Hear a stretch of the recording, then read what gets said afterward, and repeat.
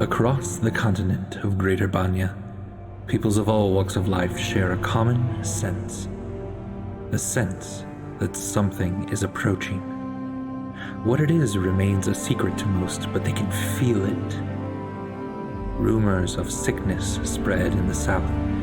A mountain flies in the west. An army of living flame marches through the desert sands, leaving a line of glass as their trodden path. Yes, these are the troubles set to welcome a god into this world. Behelit, the lidless eye, god of the searing light. She approaches and will not be deterred. However, a few know of her coming and prepare. A deadly and cunning thief, a champion of the mountain tribes, a cleric of chaos, a brilliant artificer, and a scarred soul whose past is catching up with him. Can these individuals save the rest? Can they kill a god? Can they save their friend? Can they each finally find a home? Let us together read the final chapters of these heroes.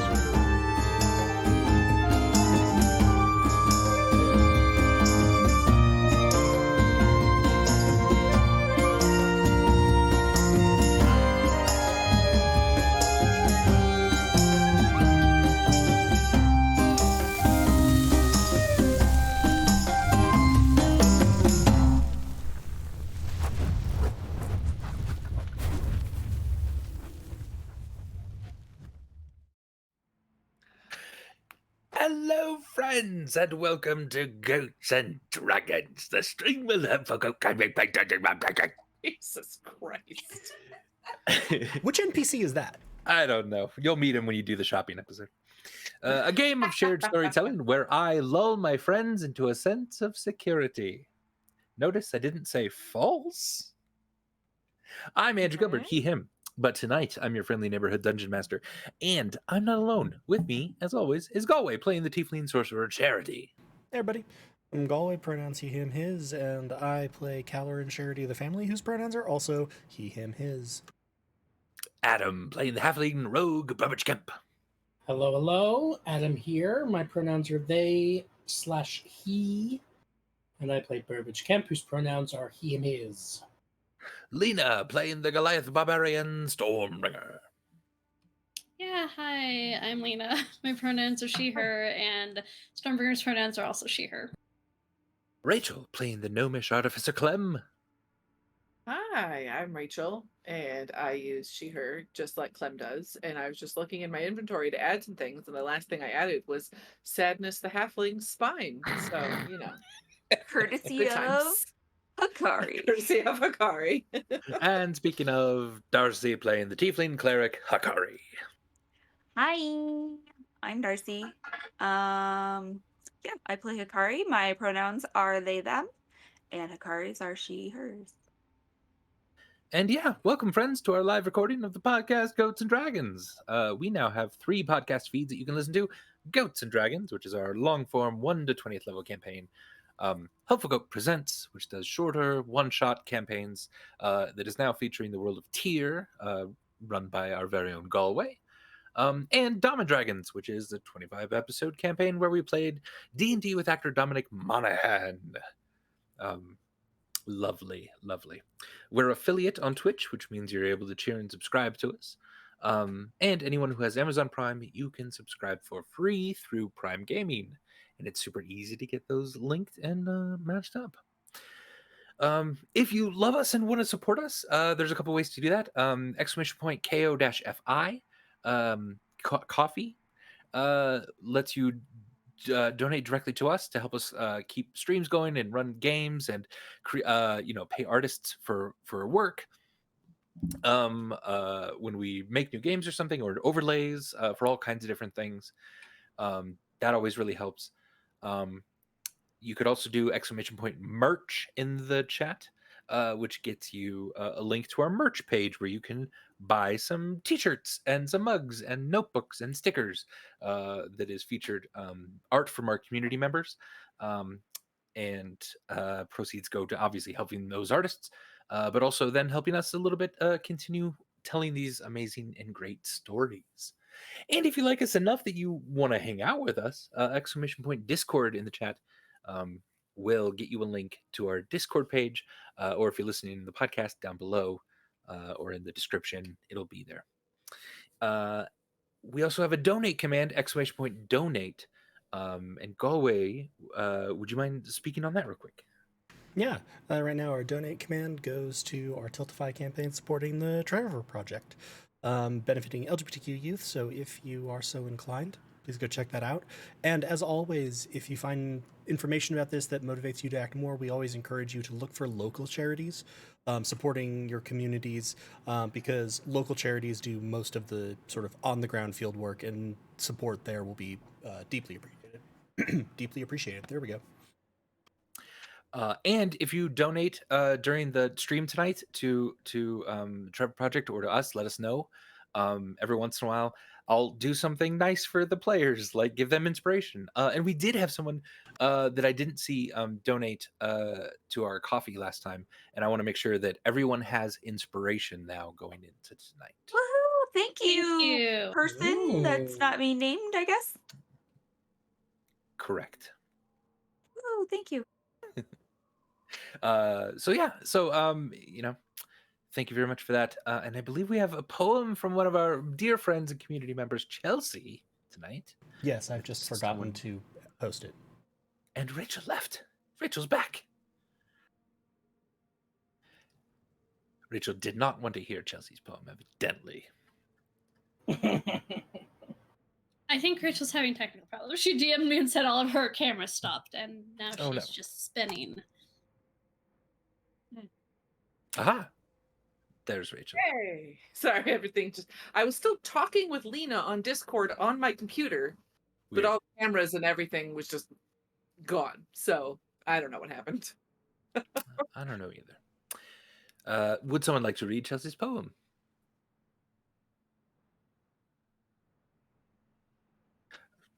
No, the class will remain silent. I'll read it. I didn't want to read it every time. Andy, So. Andy, read it. Snuffing out the spineless sadness and eating the night, the family always puts up an impressive hell of a fight. The grub incident was a moment of shared trauma, while Calorin remains an ultimate douche with a flair for drama.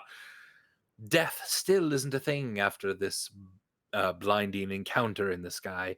Much love, Fates of Ryn crew. You are seen and heard. And seriously, Andy, please don't let your friends die. Oh, Thank you, Chelsea. Awesome poem. Lovely. no promises. All right. Then tonight, I think that's our announcements. I think at the end we'll do a little bit of scheduling. But let's jump right in to tonight's episode of Fates of Ryn.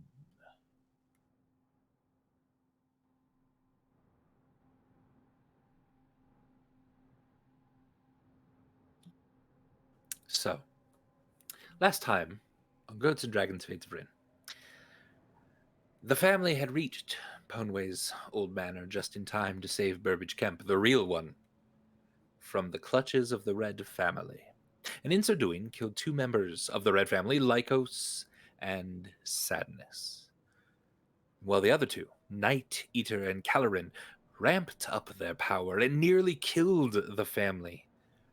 It was the quick thinking in a desperate situation that saw Clue quickly remove the three members of the family in most dire need of medical attention. And while Clem and Charity stayed behind, facing down perhaps the two scariest members of the family, the Red family, Clem began to cast an invisibility spell, and Calorin, just out of range of the counterspell he's made such immense use of, saw his quarry slip out of visual range, and in so doing let out a scream of rage.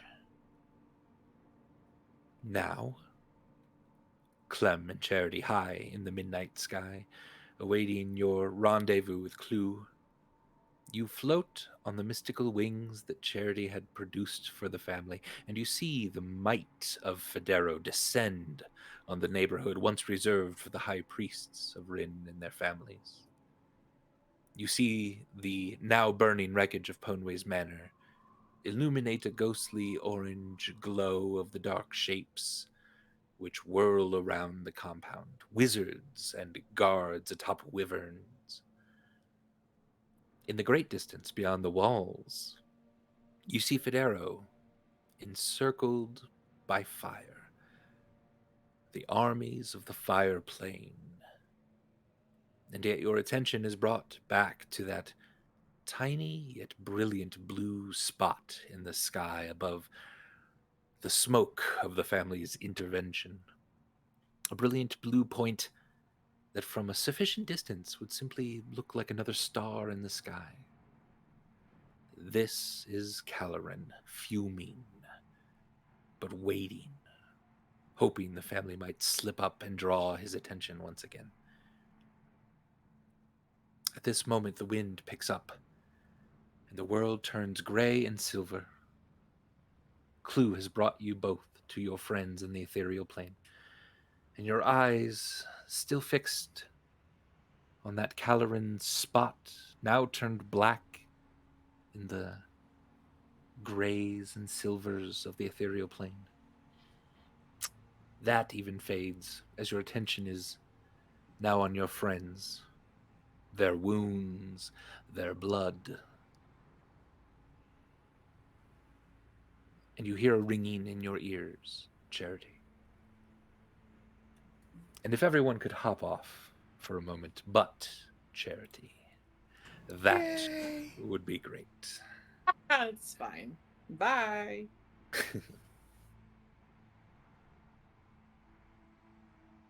Go away. Oh, right. They don't have to take off their headphones. Yeah, they could just mute, I guess. Yeah, I just can't do that. Oh, yeah, yeah.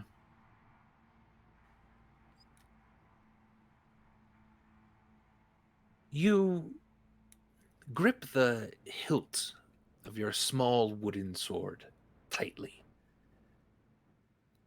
surrounded by the evil pirate bandits.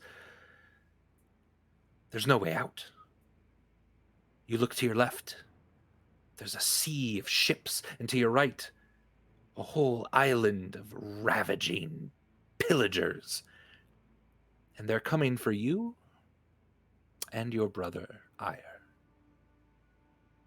You, only about 6 at this point,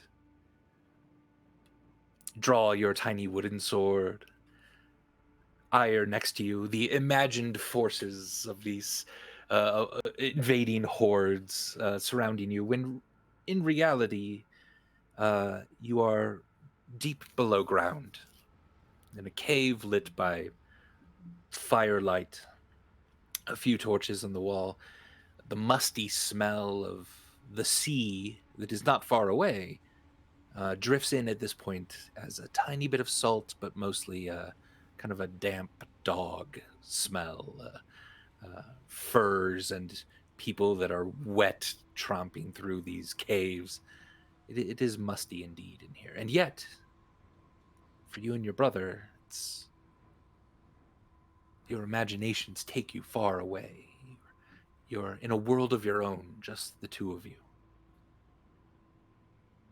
And while armed men and swords and people with bows and arrows and freshly bloodied boots stomp through your little play area to go on to somewhere, probably to talk to your father,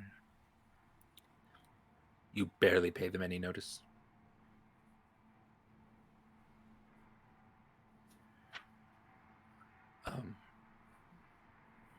Eventually, as you continue romping on, slaying as many pirates as you can imagine,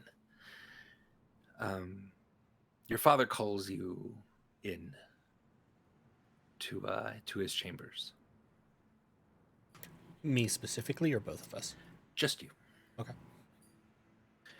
and your slightly younger brother, who, again, you share a father with, but not a mother, stays behind and says that he'll hold down the fort while you're away. I give him the sword. He now dual wields small wooden swords, and you hear him as you walk hand in hand at the moment with what has essentially been your nanny for the last few months. She's an older elven woman who seems to be doing your father's bidding. She herself has scars across her face, and she kind of always smells a bit like mothballs and like a sickly lavender almost, which is kind of weird. Not a terrible smell, just a very distinct smell. And the knock at the chamber doors in these long caves of your father's chamber, and quickly they open with no one there at the moment. Your father just snapped his fingers and they had opened. She lets you be and walks away. And do you enter? Yeah. You enter. And you see your father standing over a desk. And real quick, what does Black Tom look like at this point? He's on the tall side for a tiefling. Athletically built, but not brawny. But like wide of shoulder, but still fairly like slender limbs. His skin is, as opposed to Charity's, which is that sort of wine red, it's almost more of a bluish purple. Whereas Charity's is red fading into purple. His horns are out and up, sort of like dragon horns. And his face is scarred, but sort of roguishly handsome in a way, except for the fact that his eyes are very, very just dead. Indeed. He again snaps his fingers with his long nails, and it makes that very particular click that you can't help it, just sends a small shiver up your spine, but you know exactly that it means come here. Is he, when he's standing over a desk, is he standing with his back to me, or is he standing like facing me in the door? His back is to you. Okay. And there is one other individual in this room. Who's that? An incredibly tall, lanky individual that has human-like features, but as if the whole body had been stretched a little taller. His face is longer, his chin is pointier. Many, many years later, you will recognize this as the face of the voice of Bahamut. Right now, you have no idea who this person is. I'll sort of trot forward to the desk in, I would assume Black Tom prefers a fairly like quiet, respectful manner. But I'll sort of like get to his side and be like, bow, you sent for me? Yes.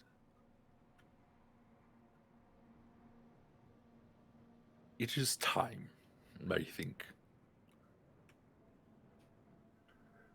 You know, I've been talking about your place in a very large story.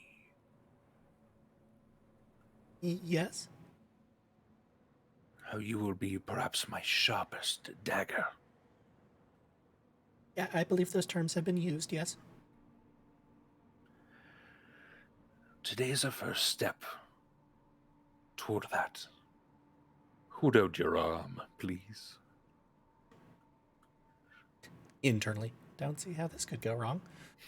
And Charity will sort of roll up his sleeve and hold out his arm. He grabs your wrist and kind of keeps it in position on the desk then, and forces, even though you rolled up your sleeve, he pushes it up even a little more. And you see that very tall individual pull out a small syringe looking at thing. Inside, it's a black, like charred, almost not exactly, looks like it almost looks like a solid more than a liquid, with tiny small veins of fire and kind of lava peering out of it. And he quickly moves to your arm, stabs you with it, injects a bit of this, pulls it back. I think that was successful for the moment. It was the tiniest amount. Yes, good. And he rolls your sleeve up, and honestly, it didn't really hurt a lot, and you feel a little proud that, like, you didn't make a noise, that you, whatever this was, seemed like a big deal for your father. And then you hear a screaming, and you're extremely confused at first why it's coming from you. But then the pain sets in. You see both of these adults in the room, their eyes wide, back away from you very quickly. The room is now lit in this weird silver kind of glow at first. And you look at your arm that had been stabbed. Your skin is beginning to become more rigid. Small cracks begin to form in it. The pain is excruciating. Black fire seems to lick out of these small cracks until your almost entire body is covered in this. It's a sensation you've never felt, nor honestly have you ever felt really since. And you turn around screaming, these flames licking up at the adults in the room, catching immediately the desk on fire. You're raising up off of the ground slowly. You're trying to retch, but you can't even vomit. Everything just feels awful. And you see that the door is slightly ajar. And just outside of it is Ire, watching. His eyes more scared of anything than you've ever seen them. And he runs.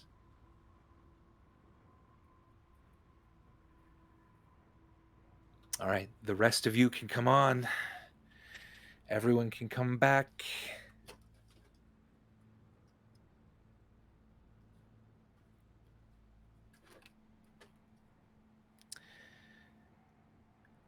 Come on back. Yeah, everyone come on back. Hi. Yeah, you can come on back. You're allowed I back. saw Andy do this, but I was like, I'm waiting for other people to undeafen because I want to make sure that Andy's not just motioning, and I'm like, Nope, you're good. Yeah. and I It's just like, nice. oops, Funny. And then, I for some reason I couldn't quite click on stuff to write in the chat to come back. That was so funny. Lena started waving at us like, hey! The rest of you, now that Clem and Charity are back with Clue, You're breathing heavily from an incredibly hard fight. You're bleeding heavily from an incredibly hard fight. Um, and as you look to Charity, one of your healers, you see him drop to his knees.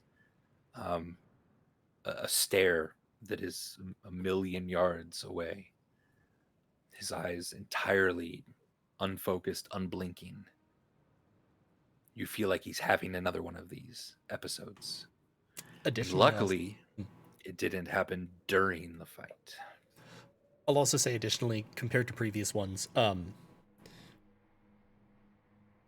Charity's flames are always very shaped.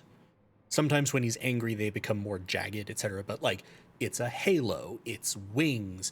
This is just sort of gouts of silver fire exploding off of him. And next to you, Clue's wings are almost similarly just shaping into like columns of flame. What did we do last time to snap you out of it? I think you just, well, Waited? the last time it happened that people like knew of it, I was just face first on the floor of the ethereal plane, and you were like, Right. well, guess we'll wait for him to wake up because he's got the horse that gets us out of here. Yeah, and, did like, we you- like try any? I couldn't remember if we like you- did anything that worked or You checked my medicals, and I wasn't dying, I wasn't injured, I wasn't bleeding out. You tried to detect thoughts on me, and afterwards I pointed out that that wouldn't have worked because I was wearing the circlet of non-detection, which I don't Which think I you're am at not. the moment. which you're not wearing anymore, Yeah. right? Because you gave it to Griselda. Who I hope also got the fuck up out of there. I do have one detect thoughts left.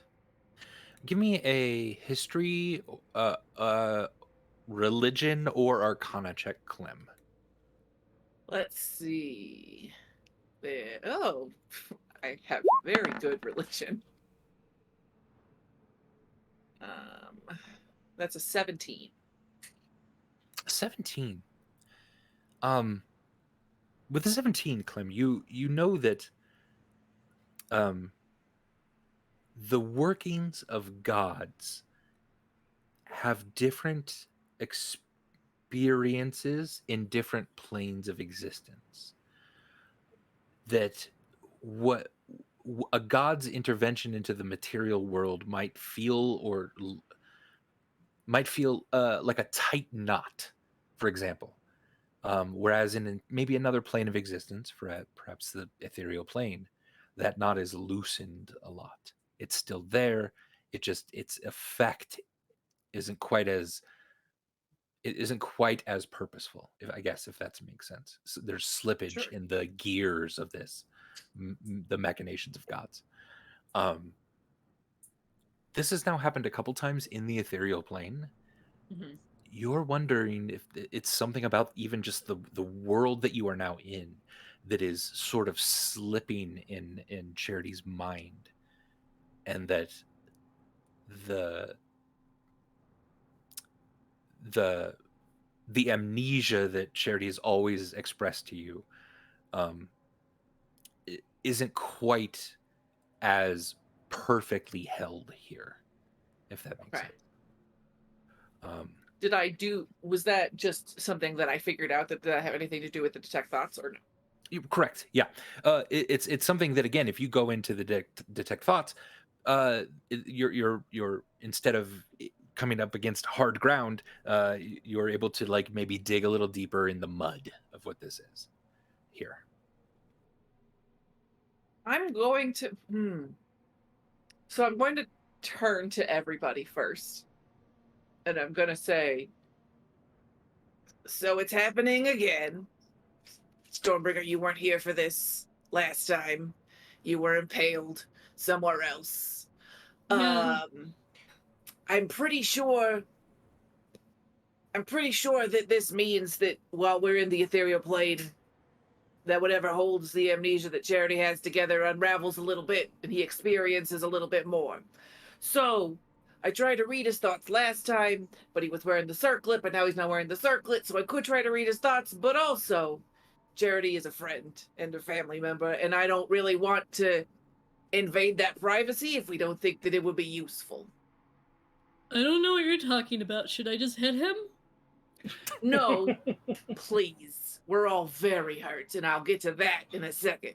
I am like super fucked up. I haven't been. I think that he is really experiencing his past life that's been erased a bit, and I think it's causing some fuckery in him. Should I just leave him be and let him deal with it, or should I pry a little bit? If you read his thoughts, he's probably just thinking about how mad he is at me for what I did. Because, guys, the thing isn't here on either of the bodies. So if we don't find something useful on either of these bodies, Charity's going to be pissed. So don't read his thoughts yet. We know what he's going to be thinking. So just, fuck.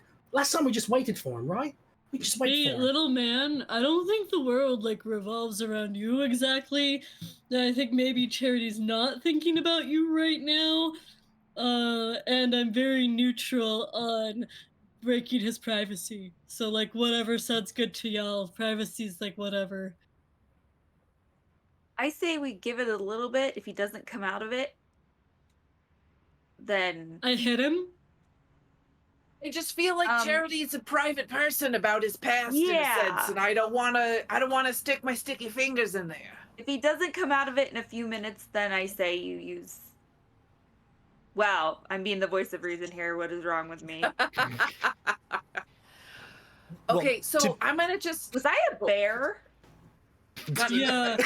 Yeah, you also you killed 2 people and it was amazing. Okay, hold on. Burbage, did you get the stick purse? Oh jeez. I just said keep an eye. There is no stick purse, Stormbringer. Yeah, There's no stick purse. There's no stick purse. All right, there's just all this shit. There's gold, and there's scimitars, and there's a ring of protection +2, and there's all these other things, and there's these letters that I've been going through, and yet there are no clues in here about any kind of stick purse. Right? We've got a letter from Mr. Activia, we've got something about cookies and receipts for cookies, we've got something about your father, Stormbringer's father something. We've got something about a prisoner, the heart of the dagger, a bunch of maps, FHA. What is FHA? FHA. Do we know anybody with the initials FHA? Yeah, that sounds like something familiar, flexible savings account. No, it's FSA. It's the thing. No, it's Future the Farmers thing that of lets you America? buy houses. It's the thing that lets you. Yeah. No, it's the thing that lets you buy houses for 3% down. It's if you're a first time home buyer, it's only 3% down. It's a really good program. These are shenanigans. Wait. So Clem. I'm keeping an eye on Charity. Yeah. I want to make sure. So I want to just be there I want to be just keeping an eye on if anything changes. If breathing it gets really rapid, or I could tell if his heartbeat's increasing, or if there's seizing up, any kind of thing like that. I just want to keep an eye on that if I need to intervene. So Andy, just so I can potentially roleplay part of that, was the start of what I saw sort of when they saw me go out? Correct. Okay, so I think there is a change then in your state. Yeah, I was gonna say never mind. There wasn't fire at first, and then slowly it begins building, sort of out into wings growing, the halo that appears over him, and you hear this sound like shattering glass, as it's almost like the rivulets of flame that form the halo start to bend and break, sort of becoming spikier and spikier, eventually becoming sort of their own gouts of flame, and very faintly, as this has probably been going on, and Stormbringer is trying to explain the first-time homebuyers pros and cons to people, you will hear a high-pitched shrieking, very thinly, but coming from Charity. It's not a full-voiced scream. It almost feels maybe when people talk in like sleep paralysis or sleep talking, and it's not quite full volume. Did he do this last time? No, this is new. This is different. Should Yeah, I hit him? I'm gonna detect thoughts this time. Now, Yeah. I feel like I want to know what's going on to better serve when it stops going on. Okay. Could everyone hop off except for Charity and Clem, please? Jesus Christ. Ooh. And then I'll do like this. I am to go back fully in. prepared to hit Clem if necessary. I'm Sure. hopping off, but I just Okay. want to make that clear. Gotcha. Clem immediately casting the spell Detect Thoughts. It's like you're kind of fishing around in a hole, and then something grabs you and yanks you in. You feel at first almost like you're in water, and that it's hard to move, and like a very thick, almost like a jello space that you're in, and it's dark. And you turn around, and behind you is all of a sudden this bonfire of black fire with the very distinct outline of silver, so that you can see the flames lick up into the air, even though the world around you is black as well. It's a very odd sort of experience. And then you realize that this fire is coming from a small child, that they are on their knees in the same position Charity was a moment ago, entirely engulfed in flames. And then you hear the yelling. They're in pain. And then the yelling stops. And quickly they look at you, and their eyes brilliantly white. And what would you do?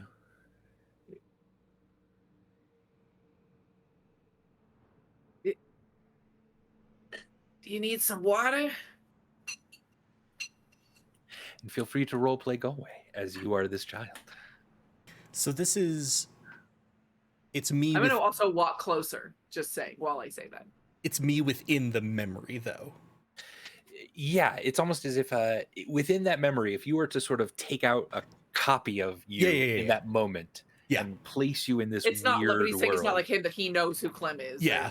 Right. Yeah. I feel like the confusion of having been in Black Tom's office with a group of people around that he knew very well, except for the melted person, and then just like seeing this dwarf gnome that he's never seen before, as much as he's in a lot of pain, is gonna kind of shake him out of it. Just like it's gonna realign his mind just enough so that he's sort of like, who are you?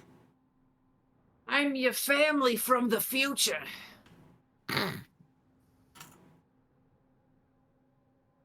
I always thought death would make more sense. Oh, you're not dead. And you won't be for a long time. I mean, you might a couple times in the interim, but you're still not dead now when I know you way later. Can I help you at all? I realize that this is... Never mind. Can I help you at all? I'm a healer. Do you need healing? I don't know. You said you know me in the future? I'm still alive? Yeah. Listen, you're gonna go through some shit. You're gonna do some shit.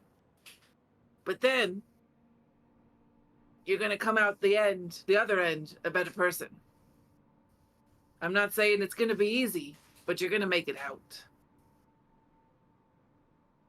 And you're going to be okay. Does Ire? Yes. I sense He some makes it hesitation out. there. I haven't met him, but I know he's still kicking around. Okay. I'm going to meet him soon. I'm sure it'll be lovely. Charity, you feel the flames start to point in a direction. It's weird. Nothing really visually is changing. It's almost as if the attention of these flames has now turned onto Clem, and that the blackness is looking at her.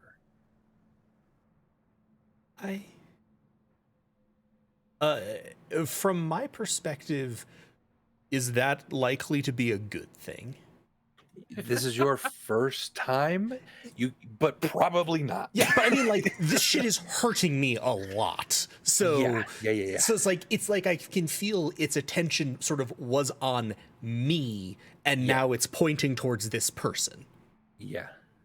Clem is going to, while they're talking real quickly, while all this has been happening, she's going to attempt to cast a spell in here. She knows that she's technically inside of a memory and other things like that, but I'm going to attempt to cast just basic, just to see if it works. Just a basic healing word. On Charity. On baby Charity. Okay. Do I use a spell slot or just... Yeah, use a spell slot. Okay. For a second, you feel Charity just a little bit better, and you didn't even know that for a second you weren't breathing. It seems like that your lungs themselves were on fire almost. That you get a slight reprieve from this horror. And I think with that, with a little bit of additional mental clarity, I think you should go. The fire is looking at you. But if you know me in the future, help me kill the people that did this to me. And Clem, make a dexterity saving throw, please. I wanted to try one more thing. Sure. But if I don't have time for it, then you can tell me. Yeah. What is the one thing? We'll see if you have time. Clem realizes this is a memory and it's not real, but she feels really bad. Uh-huh. And so since it seemed like that worked a little bit, she's going to cast protection from energy for fire on him.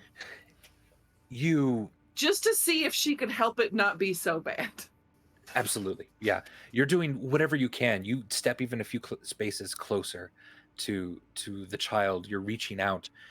There's a very small window temporally, but there are steps in this magical process. The first step is you reaching out and connecting with your target. And as soon as you do that, Charity, you see this weird golden thread that spans from Clem to you. And along that thread, then, fire races up at her. And Clem, before you can fully cast this spell, I need you to make a dexterity saving throw. Hey, I'm also just putting the spells in the chat just because I want to fuck with Lena. Okay, great. So I'm clicking them and putting them in the chat so that Lena specifically sees them and is like, what is going on? So, I love it. Okay. Dexterity save? Yeah. Not great. Sorry in advance for this. That's a 6. Okay. How about everyone comes back then? Wait. Oh, shoot. Okay. I wanted to ask one more I'm thing. back. Too late. You it's too can't late, ask it. Perhaps you're asking this, but you're asking it out loud now.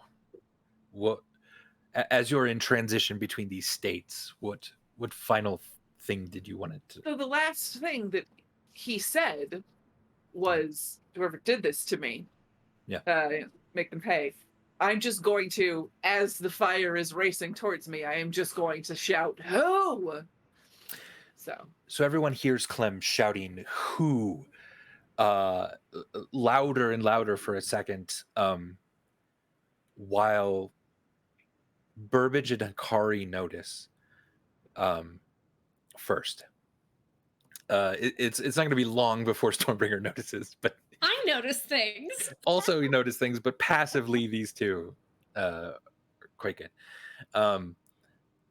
You notice that one of the buns on Clem's head and the backpack that Clem is wearing is engulfed in black flame. Ooh, hope you didn't like that bun. You've seen Isn't that this hellfire? once before. So that's what we've been looking for, right? I mean, Can we like put it in a jar? Can we put it in a jar? as How you're do I hesitating do to it? think about this, the flames are starting to spread. Okay, Clem. Do I Clem, notice this now? Can I take my Yes. sword and go to chop off her bun really quick? Absolutely. Give me an attack roll. Okay, I don't just hurt like her.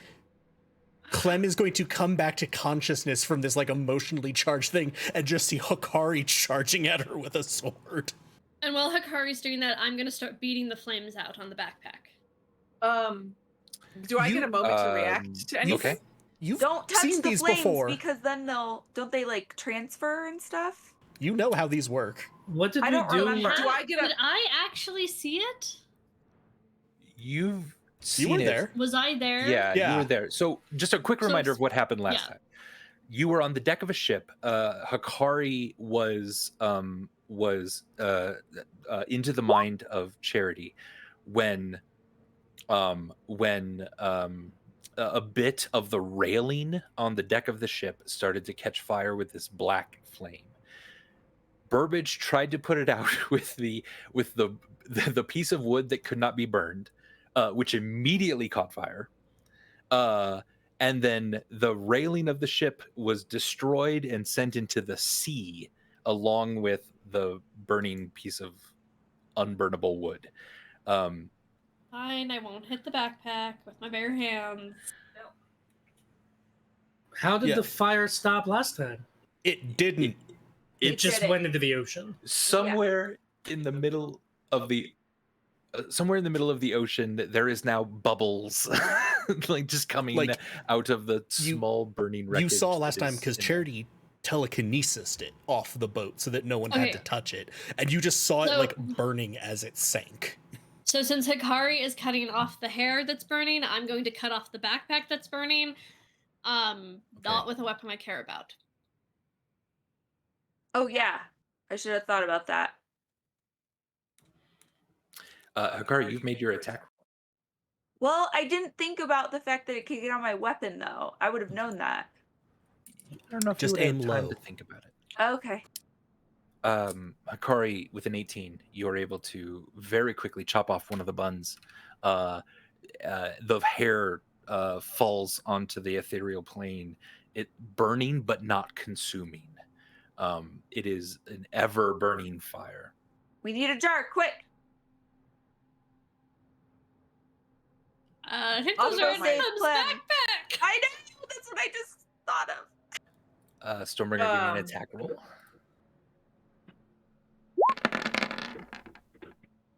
24. 24 is enough. You are able to slice off a couple of the straps of Clem's backpack. It falls to the ground, and it's Is starting the entire thing consumed, or? the very top of it at the moment. If you want to try to get stuff out of the bag, it doesn't look like any contents are on fire Yeah, yet. no, I'm gonna slit the bottom of the bag. Okay. I'm gonna go based off of their reactions to things, and that I could tell while being in the memory that like something was fucky about this fire. Yeah. I'm gonna try and do two things, and you can tell me if I can accomplish them. Okay. I'm going to slit the bottom of the bag and try to get out as much as I can from the bottom of the bag. Yeah. So that I don't actually lose items. Okay. If I can. Give me a sleight of hand check to see how well you can do this without touching the fire. Sleight of hand is not a strength of mine. Burbage, you see her doing this. That's a as well. 3. Yeah. Burbage would try to help. I will literally just yell, "Help me empty the bag now!" Yeah, Burbage would help. Okay. You can just see like tears running down my face that I don't want to lose. Then bag is my literal everything in life. Yeah, of course. I'm trying to envision how. So what were you doing exactly? You were using a sword. I was trying to you slice with a dagger at the bottom of the bag. All right. Burbage would try the same thing with Bright Fang and hope that Bright Fang is cold enough that it won't catch fire. Well, okay. I think the bottom of the bag is the open and isn't burning. It was then she was reaching in, trying to like scoop out the contents.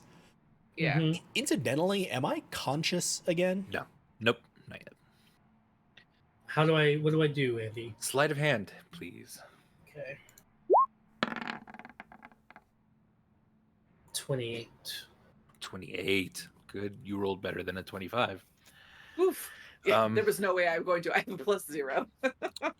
You did you want to add anything, Clem, to this? Clem would give everything she had, so I have one more flash of genius that I could give, so that would make it a 33. Okay. With a 33. This is Clem's life. Yeah. Let me do it, Clem. Let me do it. Come on. Burbage rushes over with Bright Fang out.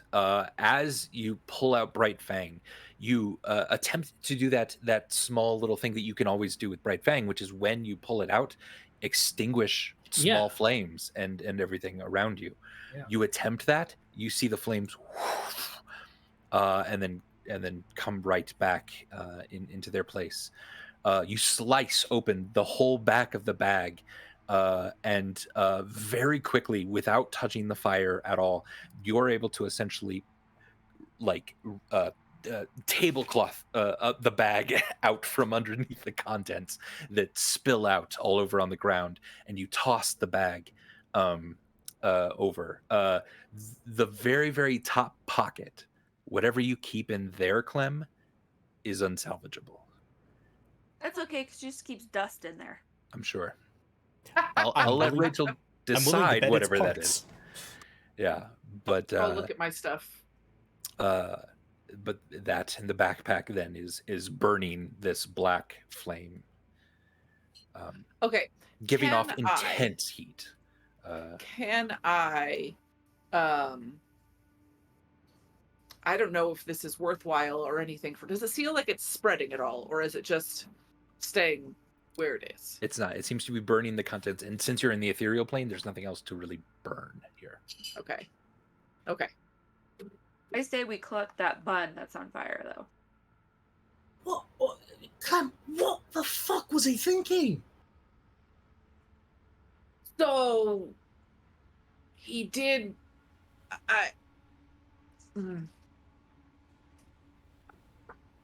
It wasn't his fault.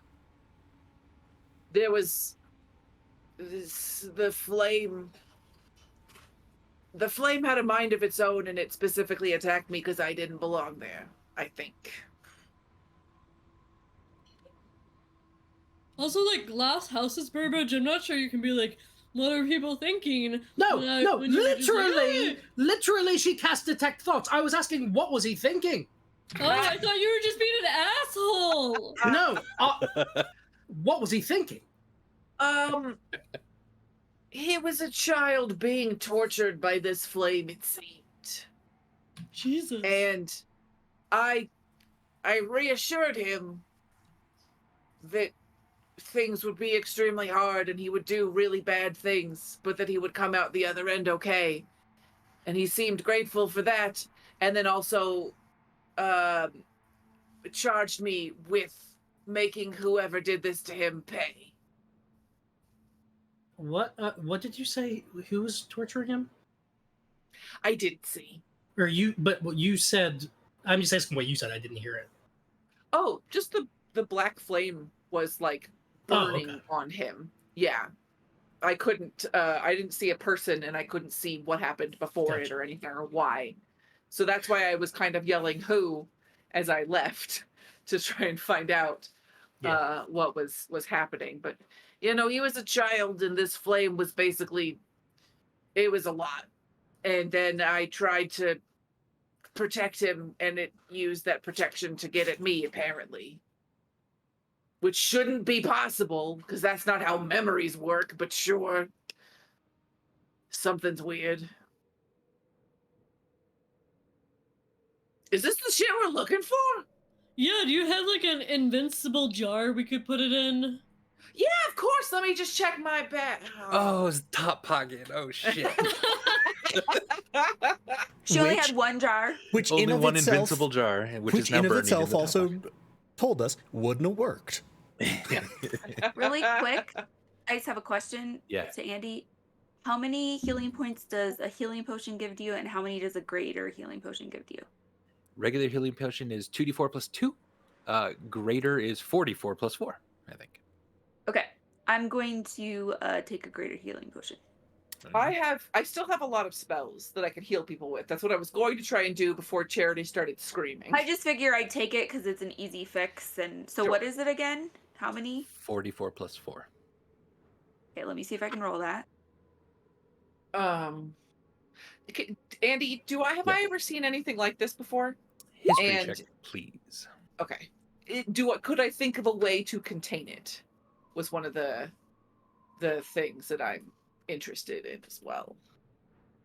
Is this related to a Um, magical item? Because I thought artificers That's exactly get a what I bonus. was about to ask. Let's say yes. Okay. I will get an extra +6 to this roll then. Because this is the MacGuffin I've been functionally chasing for this campaign, and I still don't know shit about it. 17. And I don't have any more +5s I can add. Sure. Oh, wait. I add ×2 proficiency bonus. I'm sorry. So I add 12 to it? Yes. Times 2 proficiency, yeah. So I add 12. So that's actually 23. Okay. With a 23, shit. There is something that Siren had once mentioned.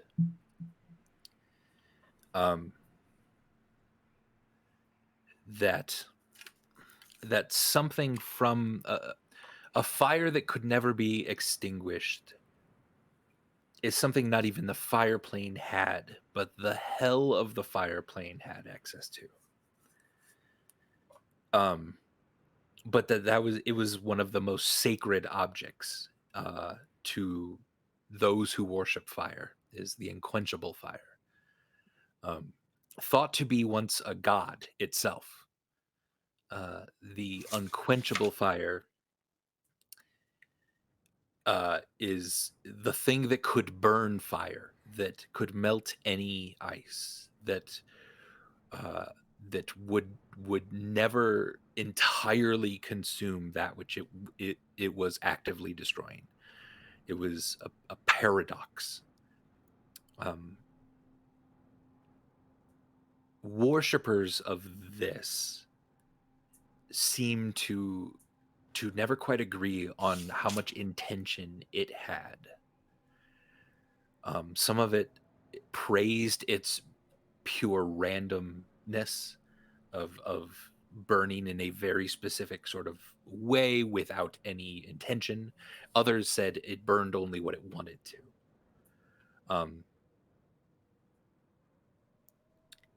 Siren, in order to fix his greatest mistake, had thoroughly been looking for something like this. You don't ever know exactly what his greatest mistake was. Something to do with Lesser Banya, which is why he traveled there quite often.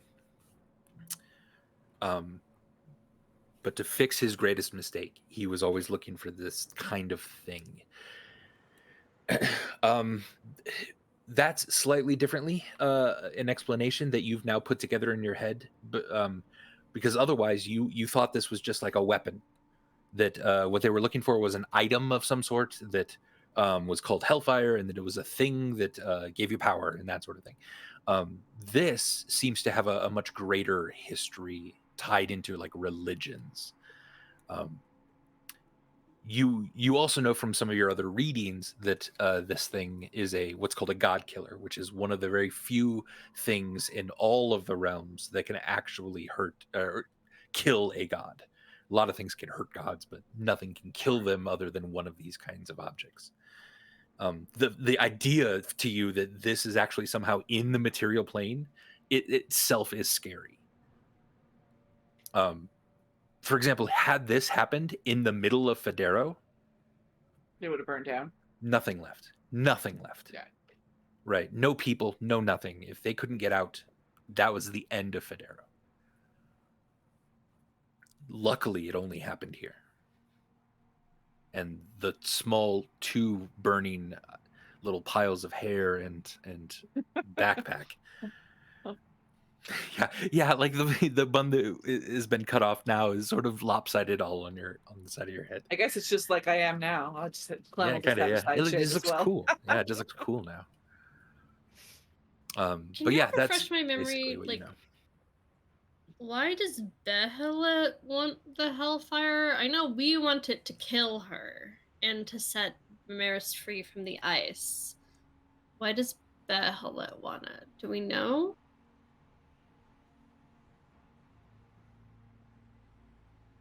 It's not one of the Anything? things needed for the process of its Verona, is it? I do not fucking remember. No, I Oh don't shit, think we so. should find those. The implication, I can't remember who said this. It might have been Israk. Yeah, I think That it seems like Charity was made because the silver flames that are part of his bloodline hold back the black flames, that like essentially a mortal could not cast a spell with this fire without dying instantly, except for Charity, who it just hurt like hell. And then the other thing was that to be in charge of both the healing flame and the god killer would essentially leave a god unable to be stopped, even against other gods. Okay. In all of that, Andy, you said that Siren was searching for it. And did he and I ever talk, or did I ever know how exactly he planned to capture it? Like, what he planned to hold it in, or how he planned to contain it? that was his biggest problem. Nothing Was figuring that out. Nothing could contain it, it seems. Okay. Other than whatever container it comes in. Which Does it come in a container? container? I guess it has to be if we're looking for it, right?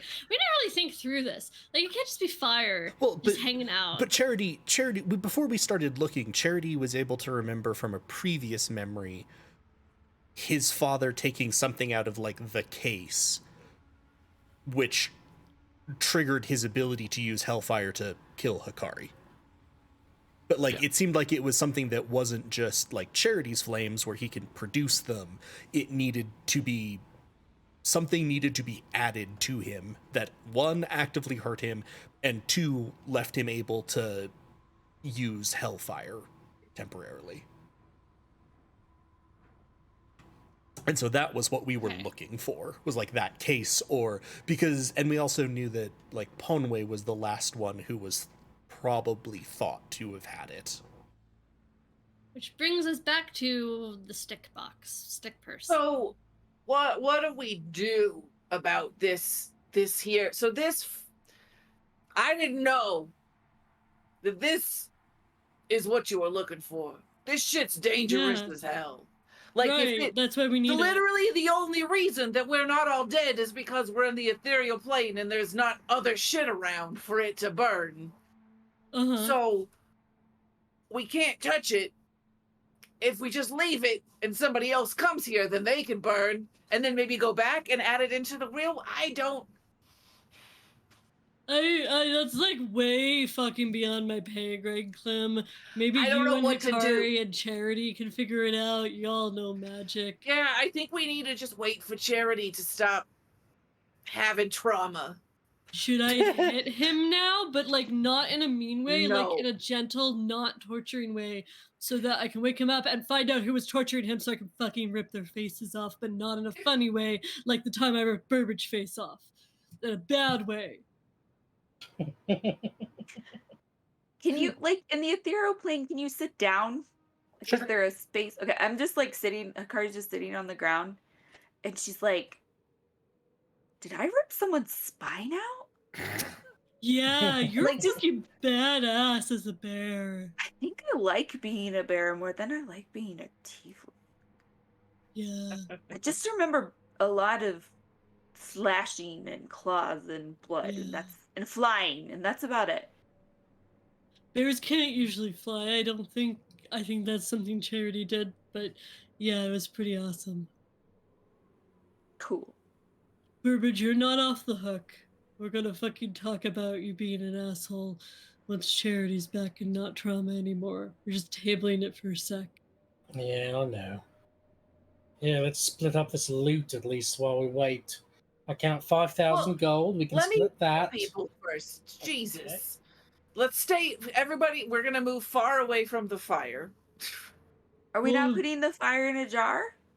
No, It because will it'll burn the melt jar. It will jar just burn the go jar. away. We'll just be adding stuff to it. Crap. Yeah, you Maybe can't add that's this how to we a jar. control it. Maybe you have to give it a certain number of food items and then it will do what you want. Like a dog. I just look, it's I Hikari just don't looks over at think it's a Clem. dog. I don't think so. But wait, we can come back to the fire when Charity is back. Who looks the most hurt? Stormbringer. Like proportionally, I don't know how the rest of y'all's health is. I'm extremely like you've never seen me look this fucked up. Yeah, Burbage I has was gonna seen say, it I'm gonna twice, cast maybe. heal on you. You see Stormbringer's ribs, not like yeah, and the I'm just, side like, of her casually ribs. chatting. Okay, Stormbringer gets 70 points of healing. Well, okay, but if we're short resting, like I've got my hit You dice. get 70 points of healing. Okay. Just But I have take a it. lot of hit dice. But thank you. Just like if somebody else needs it more, like No, it's fine. Should I save my heal? I mean, No. always Nobody's- say no. Yeah, no. You should yeah, heal nobody's Stormbringer. blind anymore, Okay. right? No. No. Okay. Yeah. So we're I can only do that once per day. If there's I look a lot some better. way we can find somewhere to hide in long rest, if there's some way to do that, that would be the best thing to do right now, because Yeah. Burbage Yeah, and I but are... first I'm gonna heal some people. So where's everybody Yeah, else? I'm just at? saying after that, that would be the best thing. I Like mean, hide in could the probably sewers. go I don't for care. A while without long resting, so I can stay awake and watch you all sleep if we need to. Especially you, Burbage. Where is everybody hit point wise? You can just tell me. 'Cause I don't I'm feel like- 75 out of 109. I'm 84 out of, including aid, it's 84 out of 161. Oh wait, is that with aid? And how many is that? How much is that? I don't remember how I don't many remember. Do gold you I have gave you. aid? I don't remember how exactly. I don't remember who he gave it to. Yeah, I 'Cause just I don't know only if you wrote were a down bear mine. at the time. I can't remember when it was done. No, that was at the start of the day. Okay. Yeah, so I would have, no, I still have 75 out of like, would be more like, I think 100 and, I think it was like 140 or something like that with aid. Yeah. So I'm not. think How's my mouse Charity just look, died. Galway? Oh, I'm fine. Okay. Other Yeah, you didn't actually Y'all take are very much way damage. fucking squishier than me. You need Yeah, to not do that anymore. my survival is based on me not getting hit, Have unlike more health. yours. Should Have I more- give somebody else the ring of protection? No. I just am not going to be a very effective tank if I'm getting hit as hard as I've been. No, Yeah. because Yeah. every blow You're that fine. hits you and doesn't hurt you is another round that they're not coming to get me. That's Yeah. fair. Okay, cool. Are we short resting? Like, can we roll some hit die, Andy? Sure. Or Yeah, you can Okay. short rest in the ethereal. How do we roll hit Oh. die? You have a little hit die thing that Nice. you can press. Like And- on my sheet? Yeah, and then roll each at a time and see how many you want to roll to get up. I just rolled 5. Jesus and just let me know Christ. how many. Yeah. Lena's rolled max Wow. twice. Damn. I'm sorry, you're gonna have to tell me where on here it says hit die on the sheet. 28. 34. I rolled 5 and got 34. You've Nothing. rolled 3 dice and you're like over halfway to matching aid. Me? Yeah. Yeah, that's because I have a D12. That's why I was I saying know. if somebody else needed it more, but y'all are fucking squishy motherfuckers. Yeah, I was at 68 health, so. If Charity becomes conscious again, he has more healing spells. You haven't rolled below a 10, Lena. There we go. The dice feel guilty for how they were treating me last time. God, stop scrolling down automatically while I'm trying to count. Roll 20. All right. 12, 19, 25. 25 plus 8 is 33. Plus 8 is 41. I just used 10 hit die. And I could still get another 70 health. On a long rest, We you'll would get gain like half rounded up on a long rest. Of Yes. hit die, yeah. so you'll and get half like of- 9 back. That is 9? Yeah. Okay.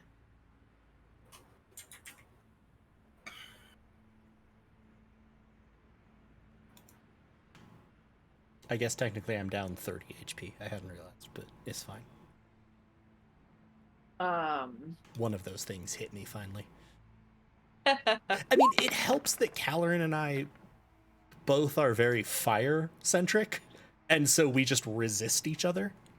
Honestly, fights between us are sort of a matter of, like, floating about 70 feet away from each other. Yeah. Being like, I know what you're doing. Perfectly symmetrical violence never solved anything. It's pretty close to that with us. Is there a reason not to just use all of your hit die? I mean, you only get 9 back, but Yeah. Then you'll have to long rest a couple of times, and if we have Yeah. another one of these where you're at 12 hit points, It's real bad. Yeah. use them while you got them, I think. I mean, yeah, and if you need them, sure. If you need them, I and just- especially if you're not at the end of the adventuring day, because it's like, Yeah. all right, if you're at 20 HP and you're gonna go long rest in the inn and a I secure just location, don't have a lot of I don't have a lot of things left that I don't want to cast healing spells in case we do fight again No, and I I need would- some spells. So I got up to 131 out of 161. I got Cool. to 190 out of 216. I'm at 228 out of 244, so I'm feeling okay now. I'm unconscious. And importantly, my relentless rage is reset in case that comes up Hey. again. Whew. So you spend a couple hours just resting. My phone is going off. I tried to just integrate that into what he was saying about the game. Yeah, it's like X gonna give it to you. There's a couple hours then that go by, you in the ethereal plane. It seems like no one has come after you into the ethereal plane, which is great news. I might have let Stormbringer lightly slap Charity in that time since enough Does time it has wake him passed. up? Giving It him does some not slaps. wake him up. No. The black fire, maybe 20 yards from you, is continuing to burn. No not letting difference, up. no change. No difference at all. Other than your entire bag is now in fire, not just the top of it. Yeah. It did spread to the rest of it. Unusable then at this point. Clem has absolutely taken out a very large like quilt and has made like a hobo bindle from like the 19 whatever, I'm copping on the train, Sure. but it's like ridiculously large and stupid. You're using a quarterstaff as the like Right, counterpart. Yes. exactly. I'm using my quarterstaff as the stick for this. And I'm just gonna be like, well, it's a good thing that I didn't take Randolph's parts with me, because those probably would have been engulfed in flame too. Yeah, now you can make a new one out of this nice skin we got. And I'll hold up Sadness's skin for you. Oh, That's God. horrifying. I guess I do still have their spine. Yeah. Yeah, use Oh God! the spine. Use the spine. You can use the spinal column like a little camelback straw. Oh, God.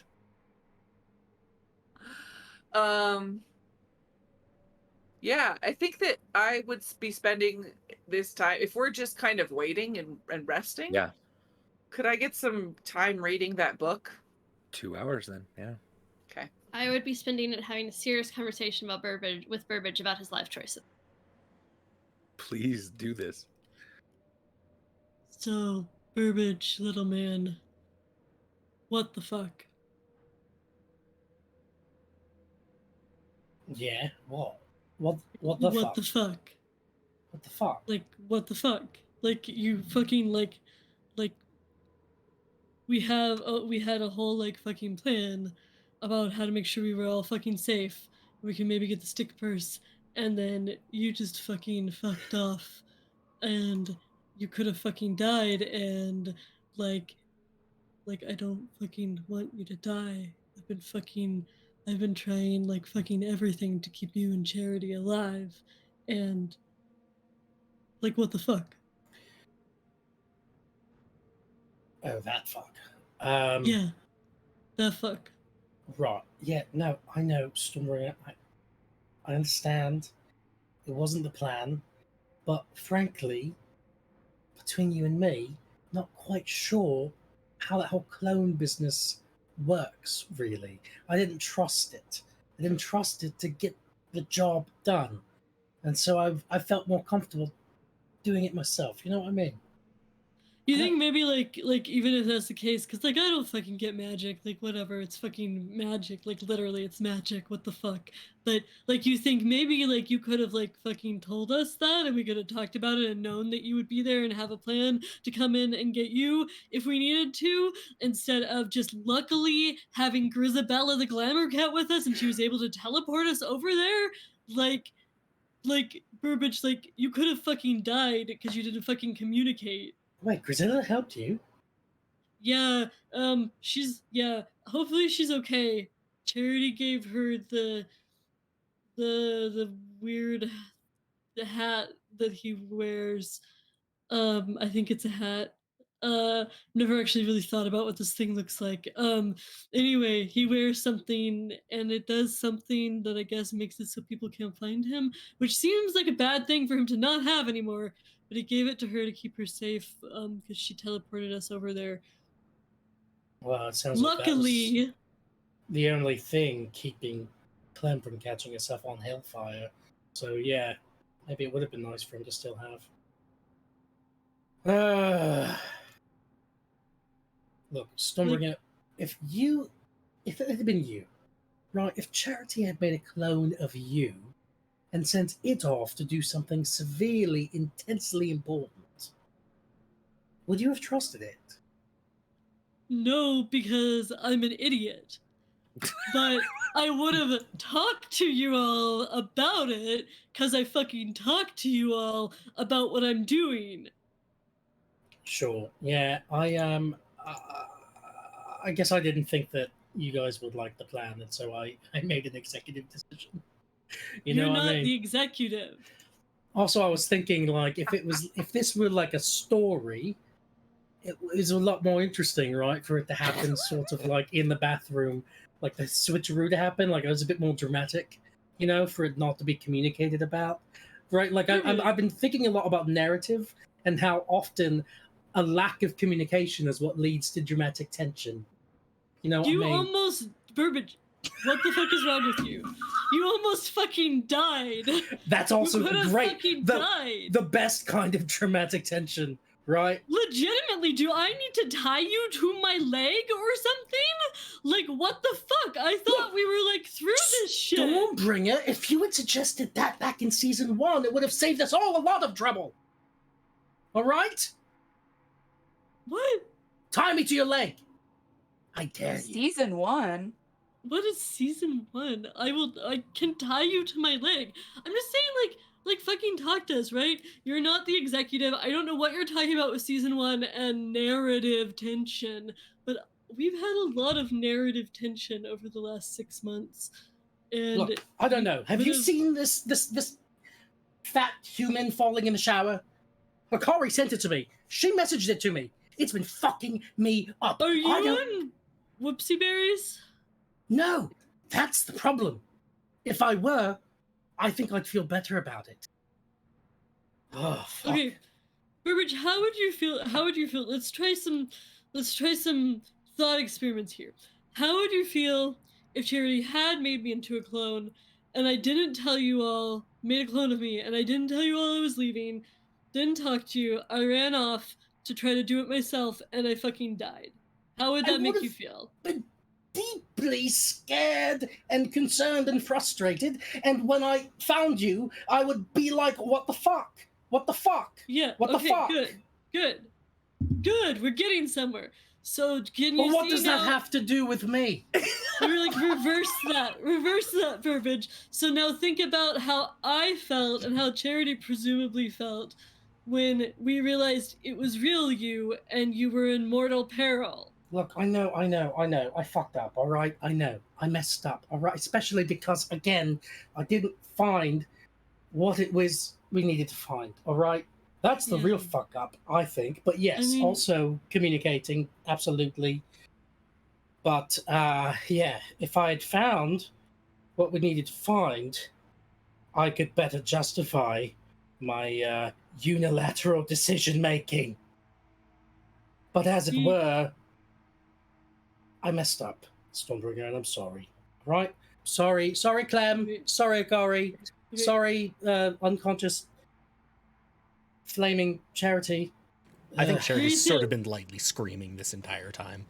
3 things, Burbage. First of all, even if you had found the stick purse, it wouldn't justify your actions. Second of all, it's at least like it's not a complete total loss. We did kill half the Red family, which doesn't justify your actions. Third of all, oh fuck, I forgot what third was. There was actually a real one. I'm not doing a bit. Oh fuck. Wait, you're not doing a Rick Perry. All right. Third of all,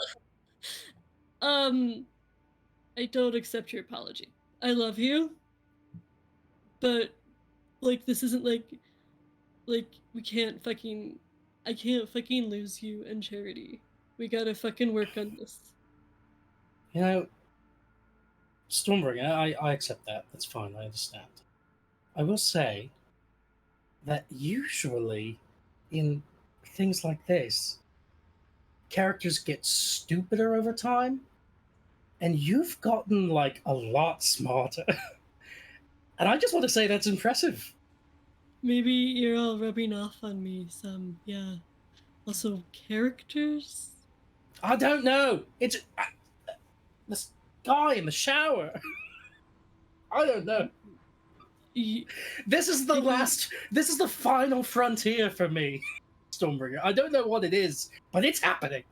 And we're hurtling towards it. What's going on right now?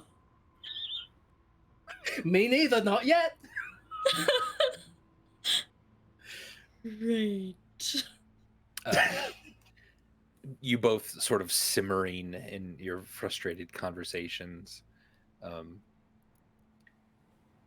Something actually you feel a little proud, Stormbringer, that you've been able to be firm and care about people's life and death, and that the literal growth that he was sort of joking about is something that you're recognizing in yourself, and it does feel kind of good. And Burbage, you sitting there just kind of feel the weight of Avery's note in your breast pocket, just lingering there. Mhm. And I've got that jar of darkness.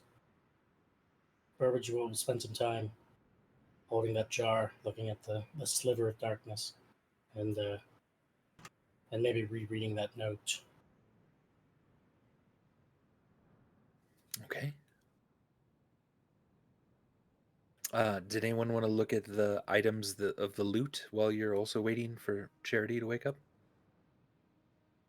We already split it all up, right? Or Did you want to know what it was, or You oh, does that yeah. interest you at I all? would like to see if I can figure out what the fuck the smoky potion bottle is. And the deck of cards. I really hope it's not another deck Oh, of many sure, things. That would be a dick move, Andy. I would look at both of those things. Oh, you lost one. Here's another. Give me an Yeah. Arcana check for both those, each of those. Do one first. I'll do the potion first. 20. That's a 20. Don't you get a? Oh, it is a magic item too. That's only if I do a history check. Oh, okay. When I making an int parentheses history check. So I mean, it says int Yeah. history, so I'm guessing it's just history. It's up to you, Andy. We could make that history. Sure. Okay, so then that's We can plus add 12. that. Cool. So that's 32. Damn.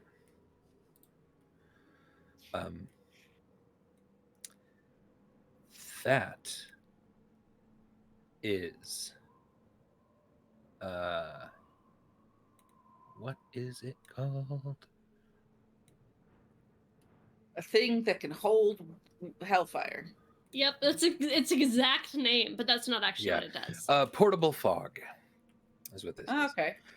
You can unstopper it in a massive amount of fog that will come as if the fog spell, or you can break it, and the fog becomes incredibly thick and expands very quickly. Cool. Okay, then I'll Wait. do.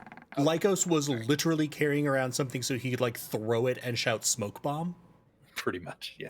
Jesus Christ, that is the most him thing possible. And that's for the. That's a crit fail for the deck of cards. So it is a deck of many things, but it's just all devil cards. It might be a deck of many things.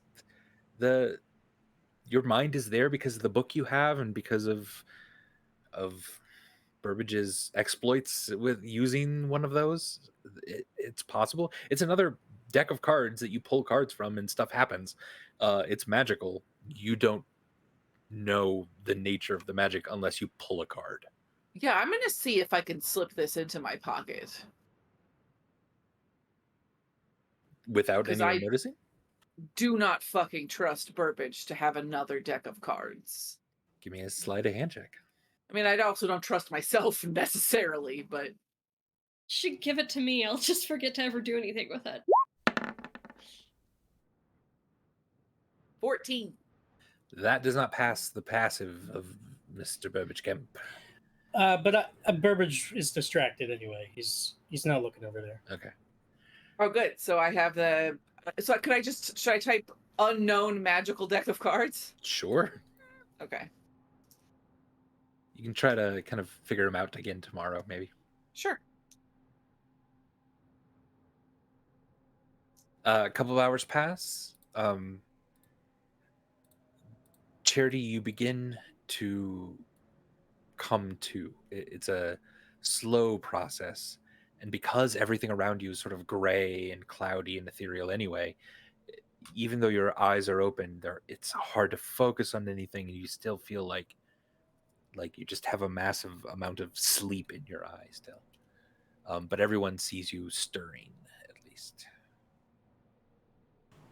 Charity will sort of sit up into a sitting position. Hey, Charity, how you feeling, bud? Did you slap me to try to wake me up? Yeah, not very hard.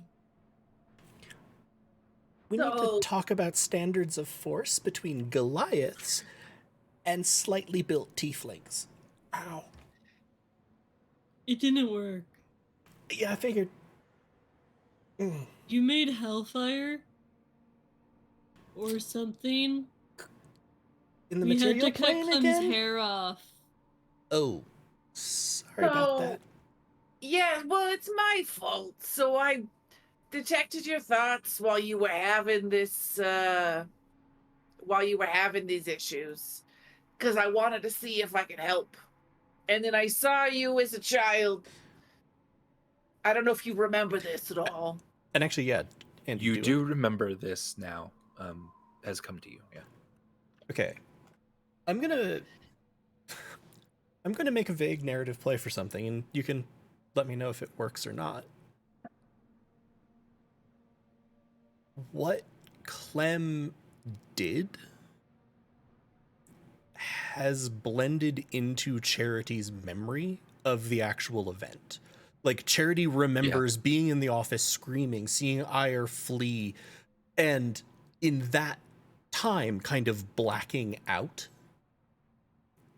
And then when he came back to, it was like he had a little more control over it. Things were a little bit better.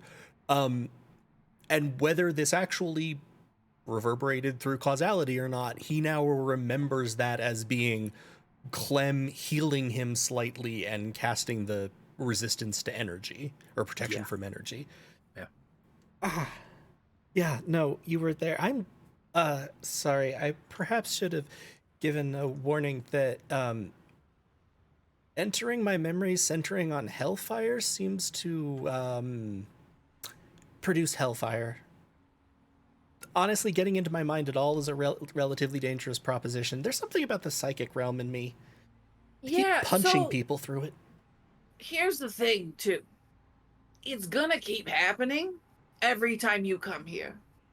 There is a knot inside of your brain that was holding the little bag closed of all of those little amnesiac memories. And every time you come here, it's just pulled open a little bit more every time. And so, if we leave and we come back here, there's a very high likelihood that this will happen again. So that's advocating for leaving and coming back? No. Once we have an invincible jar. Do you want this to happen? Okay, also, hold on. Child, you did ask for me to avenge who did that to you. So who did that to you so that we can add that to our list of things to do? Yeah. My father and the voice of Behelit. Is your father dead already? I don't fucking know. That's another thing that's locked in the bag. Hence my comment of maybe I just keep shuttling back and forth to figure this out. Okay, but I'll add them to the to kill list. Thank you. And also, so now we have this hellfire here, which is great because we were looking for it, but also, what the fuck do we do with it? Do we just leave it burning here? We go get an invincible thing and then come back and put it in it, and then we have it. Where do we get an invincible thing? I don't know. You're the magic people. So That's Andy, true. as Charity is thinking about this, with the memories that he's unlocked, with the conversations with Izrak, etc., we're looking for the hellfire. But to some degree, it seems like Charity can produce hellfire still. Right. It seems like what you're looking for is the thing that has allowed you to produce it. If that makes sense. But because you probably went through this process many times as a child, it's probably locked in there somewhere.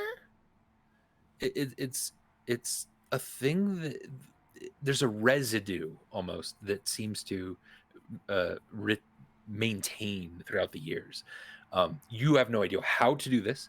It seems to be completely random at this point, other than your mind is sparking memories of it when people are unlocking the bag.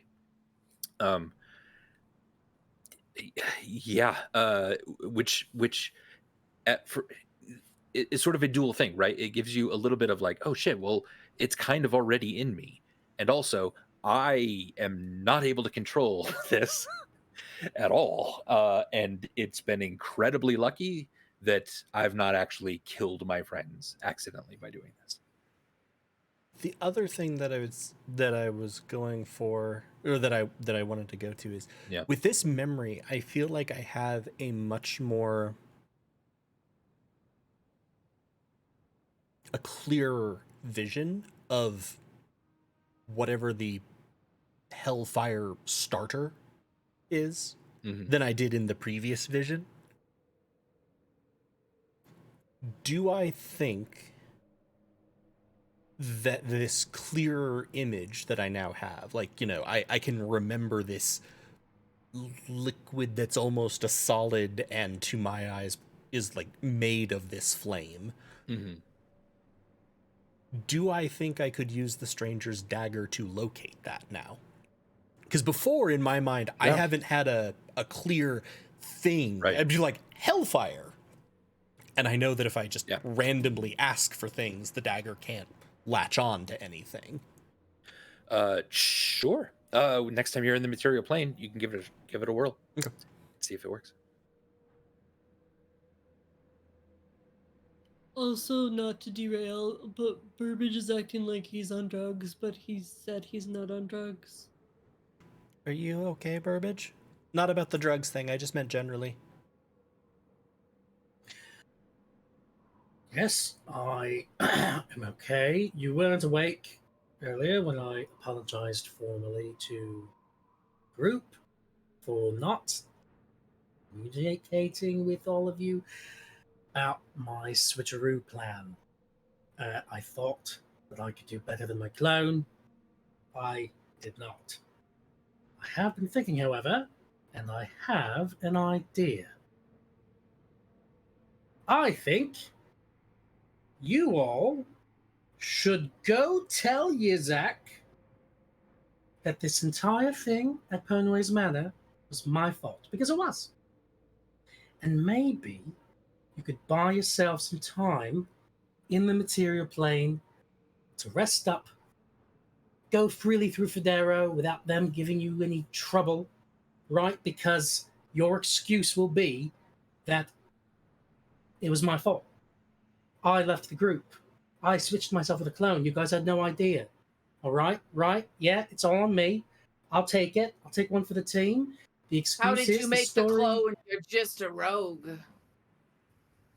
I don't know. The rogue went rogue. Rogue went But I rogue. mean, they're smart people who understand magic, so they're going to understand that you couldn't just make a clone of yourself. All right, just tell them that Charity made a clone because I wanted him to make a clone of myself. Reasons? Yes, Okay, yes. I did kiss him. I did. We kissed in the bathroom. I didn't tell you that when we switched. Was it kissed. as bad as I imagine? Yeah, it was worse than I thought it would be. I need to work on it. That checks out. That's why you have trouble getting laid, and I can get any woman I see. But anyway. Wow, Stormbringer, you are really giving it to me today. Yikes! Because I'm mad at you. I don't like this idea because even though I'm mad at you, I don't want Yizik to kill you. Well, I don't want him to kill me. That's not part of the plan, Stormbringer.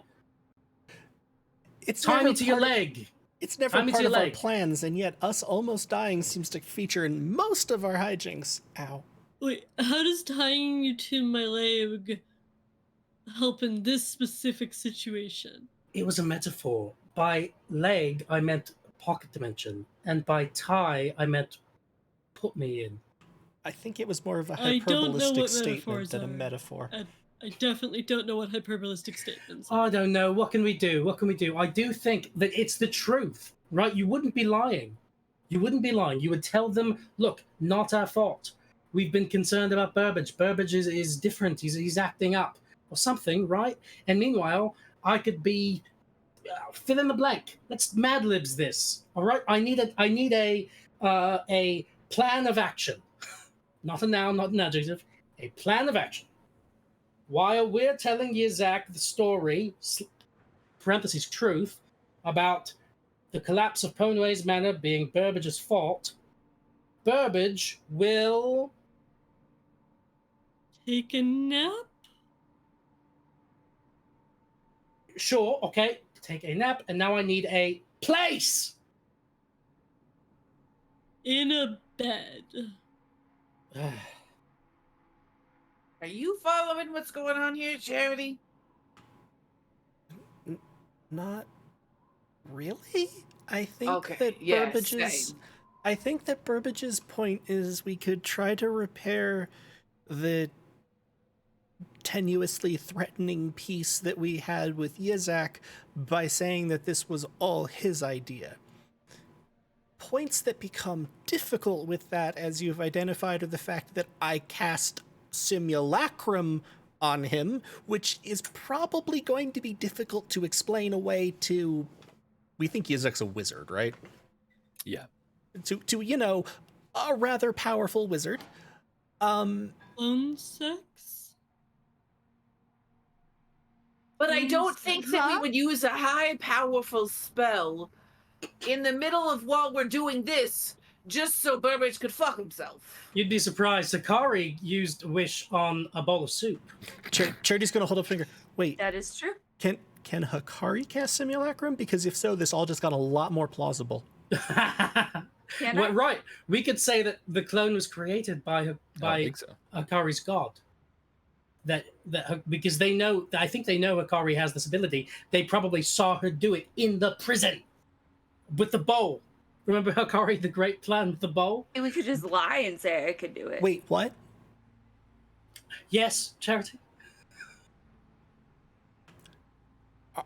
Are you referring to a divine intervention? Is that what it's called, Hikari? Yes. Yes, divine intervention.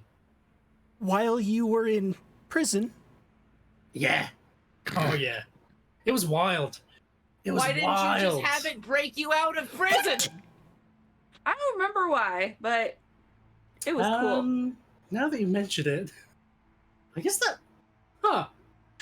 Hikari? It You wasn't had my the- idea. I just remember that. That's it. You had the ability to invoke a being, the likes of which plans involve creating someone like me, Yeah, and you had them put a bowl of soup? When you put it that way, What, you wanted minestrone this badly? Hikari, Yeah, Huh. it's a great idea. Burbage, is this why you didn't trust your clone? Yes! He's an exact copy of This you! is the problem. That's the problem. I don't trust myself, so why would I trust a clone of myself? That's even So worse. why would you go yourself?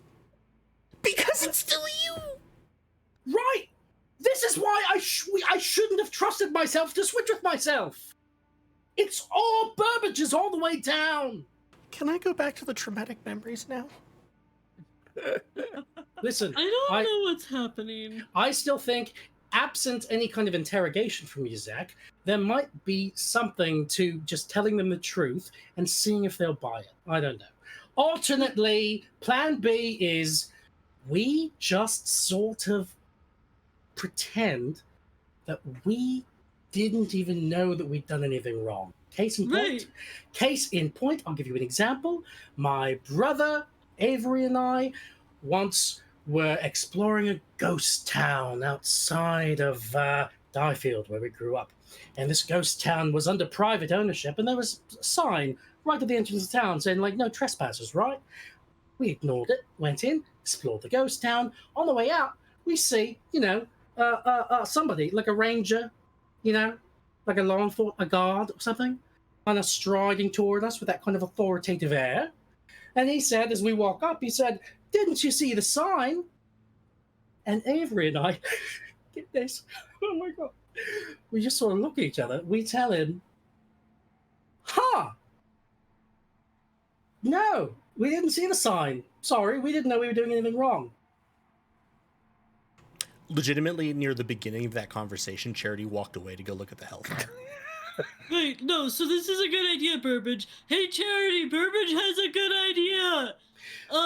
So we're gonna just I can't hear you over the fire. Oh, yell louder. And Stormbringer's yelling a lot louder now. I'm not gonna blow No. all your eardrums out. Still. Stormbringer's yelling really loud into the message cantrip thing. So, okay, so the idea is I was that kidding. we'll I write was kidding. Yizek- Stop screaming. Okay, so the idea is that we'll write Yizek a nice note that says, hey, we just went to go visit an old friend that we heard was dead, but we wanted to check for ourselves. I guess he maybe was dead because we didn't see him there. There happened to be a bit of an incident with the Red family. Totally, totally misunderstanding on everybody's parts. And we're still excited to see you at dinner. And get Robert back from you. And Why do we want to go meet with them again to try and get the fire? Do we assume that they have a way to contain it? Well, I don't think we have a choice about dinner, and also we need to get Roburn because she's here because she was coming here to meet me, and everything bad that's happened in her life has been my fault. I don't know who you're talking about. We need to go. Oh, she's my dad. months. She's my dead ex-girlfriend. She's not my ex. Sorry, she's not dead, so she's not my ex. She's my dead girlfriend. She's my live girlfriend.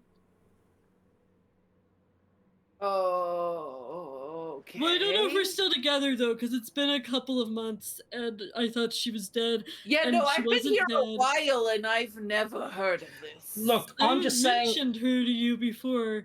And anyway, I thought she was dead. But she's not. It was a big dead. reveal. It was wild when we found out Rebel was Yeah. still alive. Look, You I'm were just saying. involved in that. You asked questions then also. So we have to go to that.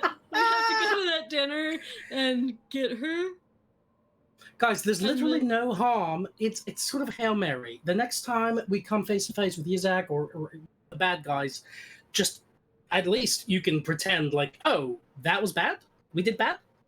You know, Yeah, like we exactly. thought that you meant like don't foment revolution within the city walls. Right. Also, like that was just normal. Letter. The letter says, Right. as long as you act in your best interests, going to have a nice coffee with an old friend of ours is definitely in our best interest. And then just, things got out of hand. Like that's normal family stuff for us. Is like getting in fights with the Red family. That's We didn't mean it to if happen. that's what you meant for us not to do, you should have been clearer. We're sorry, mea Yes. culpa. Yeah, That's what I'm exactly. saying. It's their fault for attacking us, right? Like It's their fault being unclear in their letter about their expectations. Yeah. So we'll just send a nice note to Yizek clearing this up. Peace is restored. We find the Hellfire before dinner tomorrow. We get the Hellfire. We go to dinner. We get Roburn. We leave. Clementine, might I read some of the correspondence that they're talking about? for what? I mean, I don't yeah, think I you should guess get evil so. voices. No, Clem. Rachel, this is Lena. Why are you letting the evil voice in your head read anything? Because he might be able to help us with information. Oh God. He's By the way, evil. Charity's incidentally going to be Andy experimenting sort of over by the hellfire, like very carefully, sort of like pulling like sticks from his pack, etc., seeing like how it lights. He better than anyone knows how to not let it touch him. Yeah. But also trying his various powers, like his silver flames on it, trying to see how things might interact. Burbage will say to Stormbringer, "See, this is why I didn't communicate my plan, because this is what would have happened." Just Because saying. we come up with good plans and the people just ignore us. That's Exactly. fair. Let's talk to Hikari. Hikari can help us send a letter to Yizek. Will you accept my Rachel apology is- now, at least? Oh, sorry. Charity, So- Why did I say Rachel? That's who I am. That's not. I do want to respond to the voice in my head. Fair. Let's do that. I'm open to it. Why? I might be able to put together some pieces that you all are missing. See, I've been around for a very long time. Yeah, I know. You've been in my head for long enough. Believe me, it feels like ages. Did he get more I southern? mean, No, thanks. All right. Clem believes that he is extremely knowledgeable and intelligent. She doesn't believe that he's evil, just that he's selfish and has his own motives. Right. But that she believes mainly that he's very selfish, has his own motives, doesn't give a fuck about our things, but that the quicker we can figure out these things, he can get to his own things and that he might be able to help out. So that's kind of where she's coming from. And she will let him look at the thing. Or she'll look at the thing. She's not gonna fucking tell anybody. Nobody knows. She's just gonna look at the letters. You also We had can see correspondence you. But from like, Ponway. I'm this just time. looking at them. Yeah. So I look at the correspondence. Okay. And from Ponway this time as well. Or to Ponway. Either way. Cool. And Clem has an interesting relationship with this thing in her head, and she legitimately doesn't believe that it's evil. She doesn't believe that it's good, but doesn't believe that it's evil necessarily. I'm not saying she's right, but Charity, you are attempting everything you can. Give me an Arcana roll. Guidancing myself. Guidance. It's a catchment that makes you or your friends better things.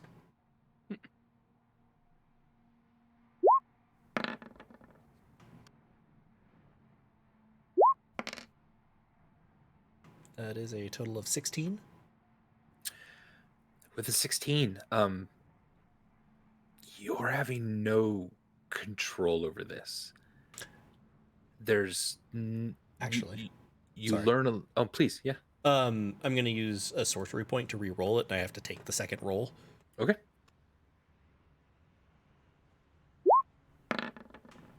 Okay, 16. Sounds good. Yeah, you're trying your best. You're trying to just move it or shape it a little bit or prevent it from climbing up the stick that you sort of put into it, and nothing you're doing is having any effect at all. Yeah, you if you could maybe find what it was that they put in you at that really early age, should be allowed to let you actually control this more. But until then, you don't know how to do it. Having finished these experiments, Charity's going to sort of dust himself off and walk back. Okay, so it's actually not a terrible plan to reach out to Yizik, providing some sort of disclaimer, whatever that might be, in order, if the goal is to get to dinner. But my other question is, at what point did it become our goal to go to this dinner? I thought we were always planning on going to dinner. I mean, I could eat. Yeah, me Were too. we not? That's why we were trying to get so much done that, well, we had the wait, feast. space.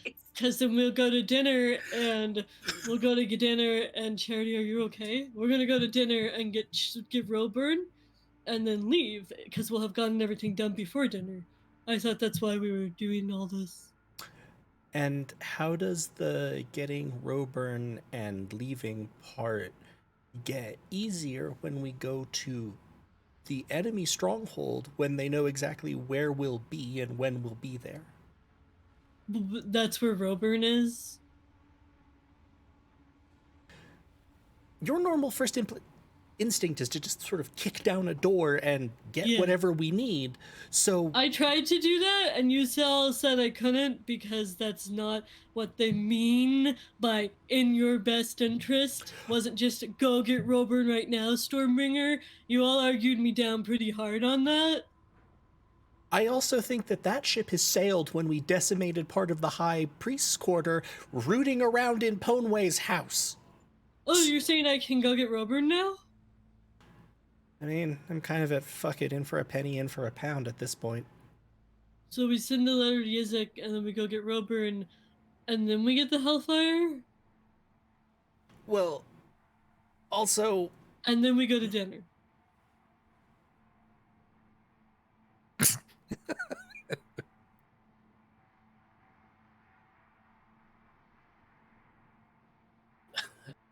Hey guys, this just feels like classic family meeting energy. You know what I mean? I miss this. I miss this. Things were really intense there for a while, and it's Think nice it's to have a just really chance to do intense. this. I'm going to I have almost Clue died. reapparate you in the material plane 180 feet in the air. Don't do Are you that. talking about me or Stormbringer? I'd be fine, so Either. probably you. Okay. Okay. So we send Yizik a letter. We go get Roburn. We send him a letter saying we're coming to get Roburn. Jesus Christ. All right. I'm I sorry. think- I'm sorry. I will stop. No, don't. Please keep going. I think sending a message to Yazak in some way, shape, or form could be interesting. They might not be expecting that. They might not be expecting a position of whoops from us. We could If- even like say we're sorry. But also But there's- he doesn't know. When is the dinner again? Does anyone have the invitation? Did anyone Tomorrow keep night? the invitation? Yeah. Why would we throw that away? I don't know. True. I didn't know if it got burned up in the hellfire. If it's tomorrow night, we've still got some time. All right. If I'm not mistaken, I hope that, I'm sorry if my shenanigans fucked it up, but I thought we were also going to try to, find Charity's brother.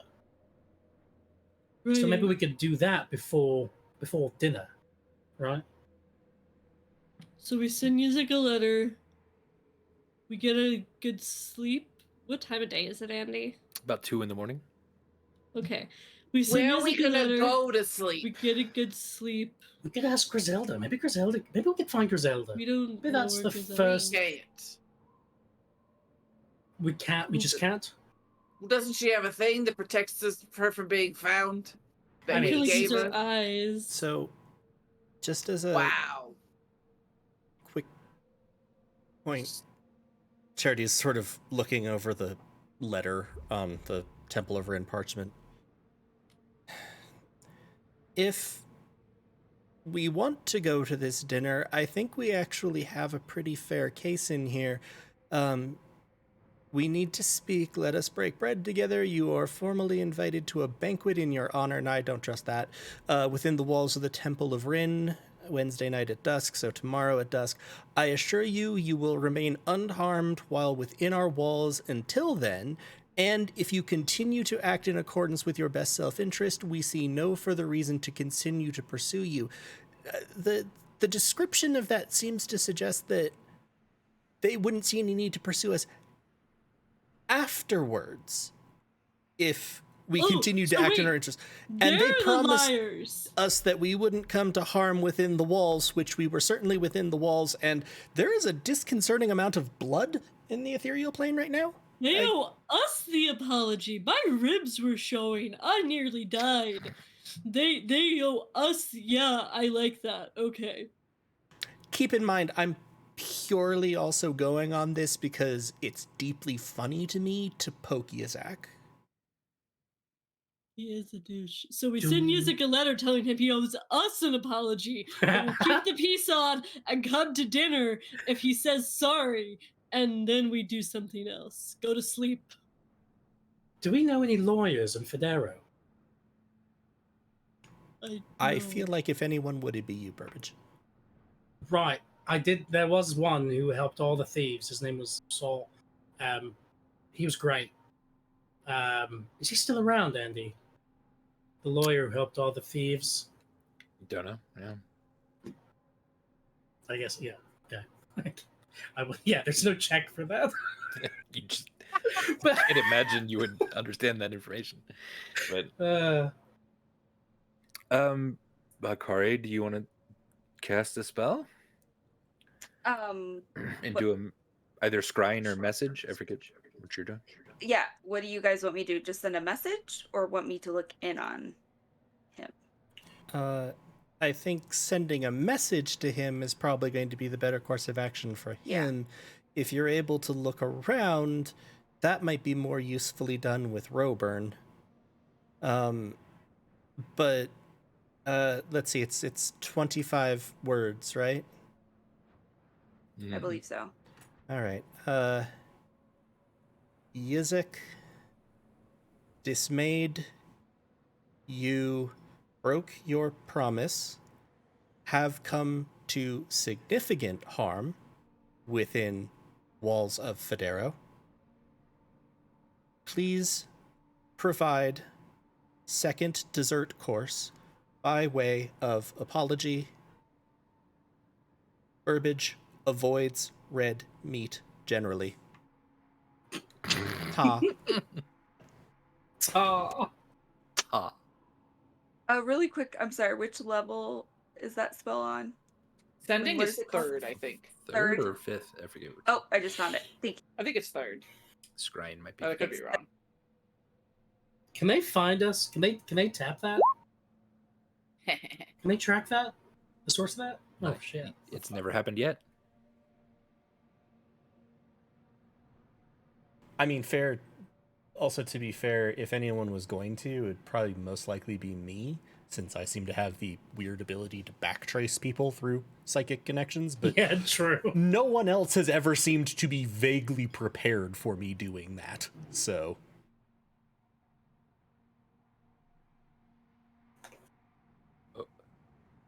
Well, Hikari, I did it.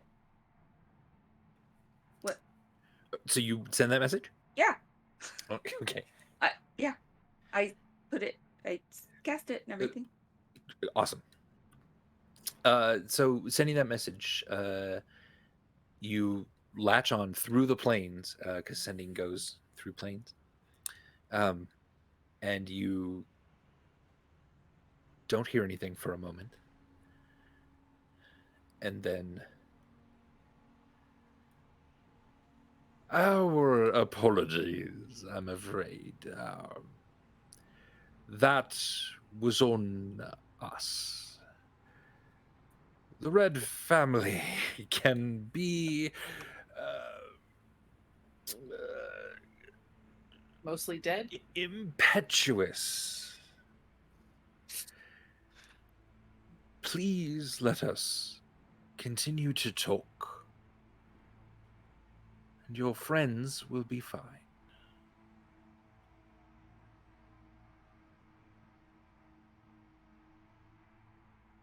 I relay that message to all of you. motherfucker isn't planning to give us a second Friends. dessert course. Is friends mean Roburn? Probably. We gotta get Roburn before the dinner, because you're probably right that the dinner's not safe. But Yeah, they're definitely planning on killing all of us. Guys, Hikari, how does something work? Did you hear his voice come through? Yes, it sounded very sarcastic. Yeah, I'm just wondering. Yeah, right. Yeah, he sounded sarcastic, like he was lying. You can give an insight check. I'll insight check it. I'll give her guidance. Okay. Ugh, my page takes forever.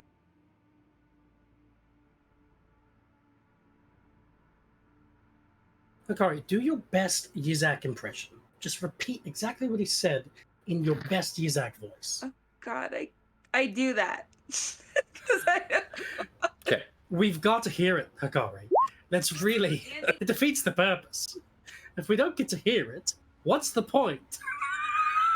It was just like, Yeah? oh, I'm sorry, and come to dinner, and everyone will be safe, and it just, yeah, it didn't sound sincere.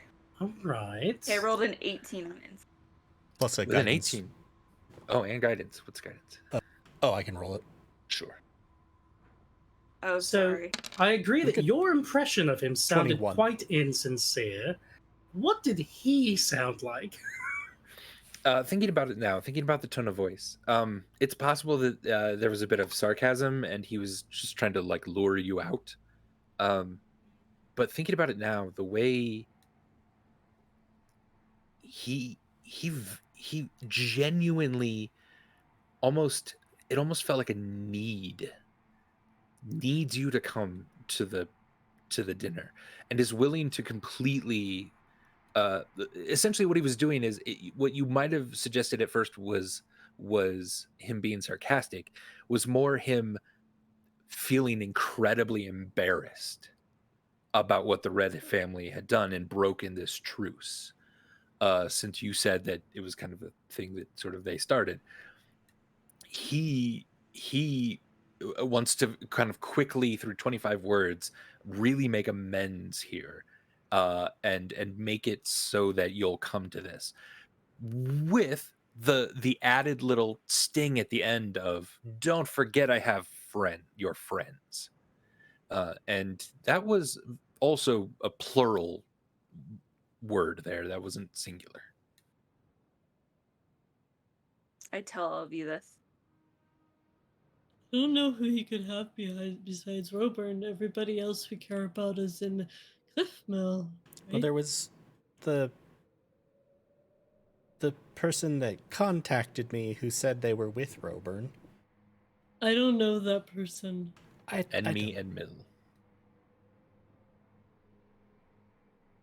I just Enemy Enmill? Oh, Yeah. okay. Do you think that's a weird name and only a weird person would have come up with that name, Darcy? Probably. Hey, that's not nice. All right. Oh, he so, said worse to me. so it sounds like Yusanak is actually sort of playing along. Like he has to. I mean, I could scry and see what he's doing, but it would take up another spell slot. No, I don't think that's necessary.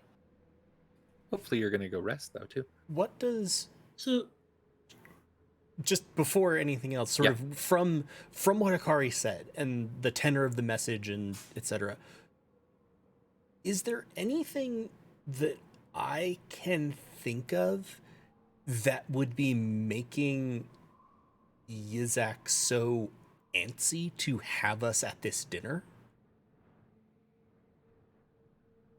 Give me just like an intelligence roll. Can I guidance it? Sure.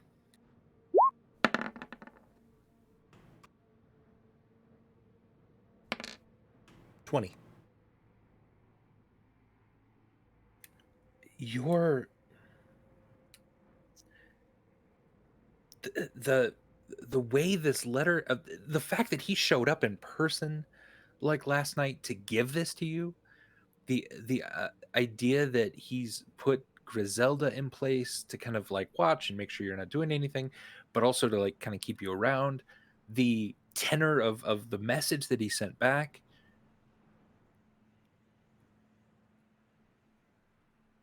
it doesn't seem like this is him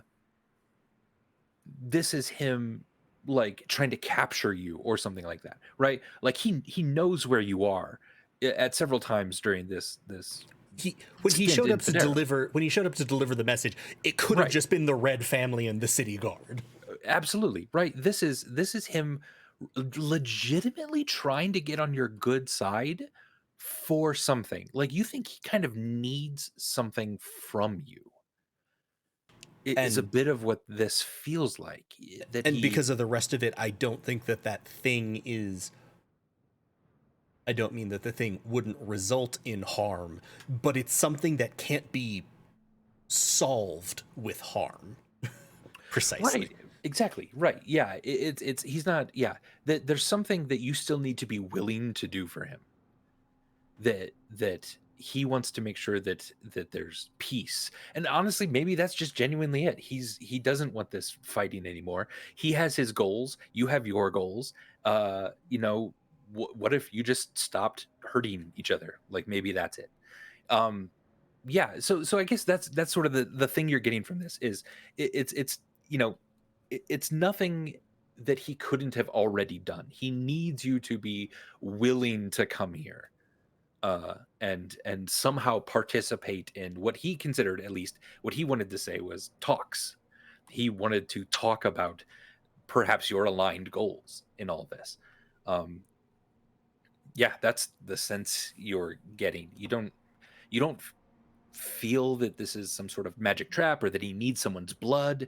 Like, you're going through all the different scenarios, but all of them are coming up against, well, why didn't he just do that then? Why didn't he send them then? Why didn't he have Caloran do this?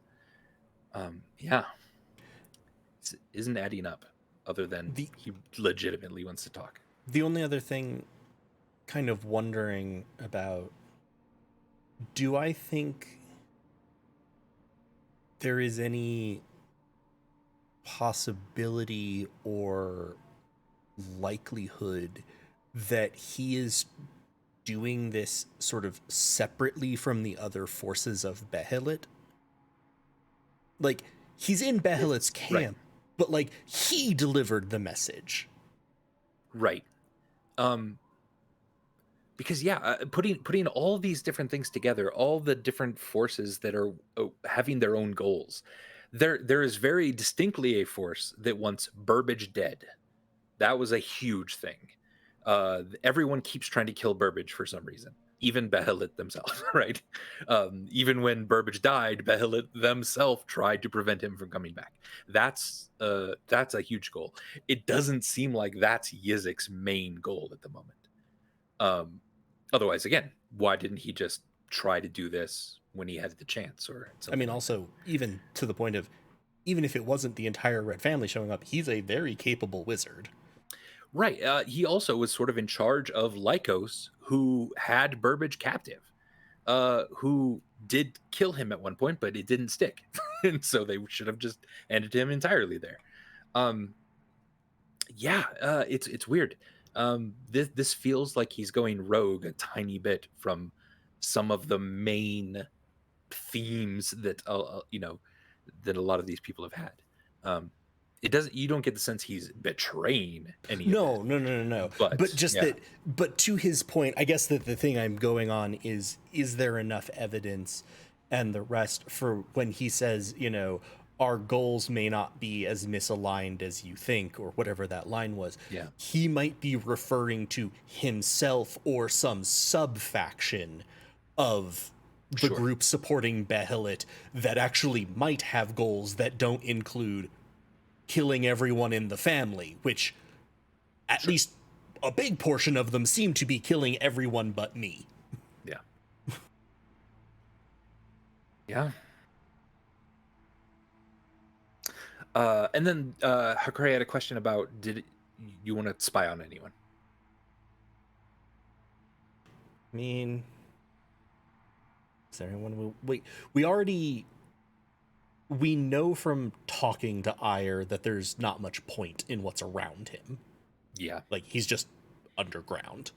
I have a question. Do we feel like Yizik has the pull to get the remaining Red family kind of in line to the point that we could go back to Ponway's Manor and look around for a stick purse? Like, what vibe are we getting from this? I actually was thinking about that. I was thinking that maybe that's the best place for Burbage to hide. If we were to go if we were gonna go this was Burbage's fault, we don't know where he is. I was like, Burbage should just hide out at the scene of the crime and look around for that goddamn stick purse. I mean, legitimately, if stuff cools down there, Burbage could probably do the approach that, Andy probably thought we were going to go with, more of, stealthily checking around, as opposed to just blowing up the top of a tower. My best guess, I think, and I think Burbage would think too, based on the drawer and the fact that it wasn't on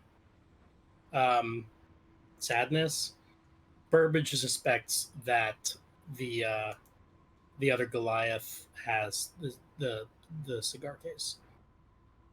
I forget his name. Could we? How many uses of Hikari Night Eater? Night Eater. How many uses of sending does Hikari have left? Could we send Yizik a message, like basically getting him to get the stick purse for us? Like, we could say it's like a sentimental reminder of Ponway? Is that too high risk? That seems risky.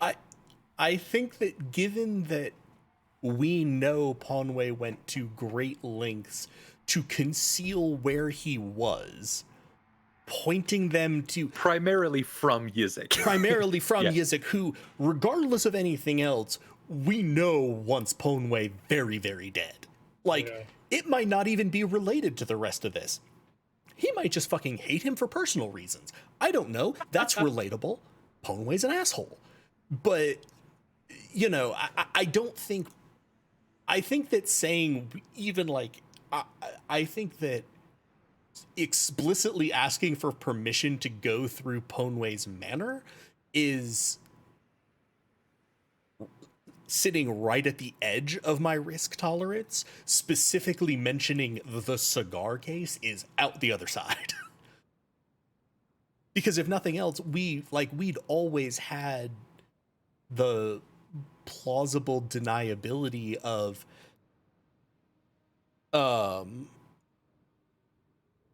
if they caught us and actually caught us, you know, not engaged in a building leveling fight with us, we could just lie about what we were going for. Like, we could even say, like, we wanted to see if there was anything that was useful to us here. Doesn't mean we have to say, we were looking for a cigar boxy about yay long, you know, walnut.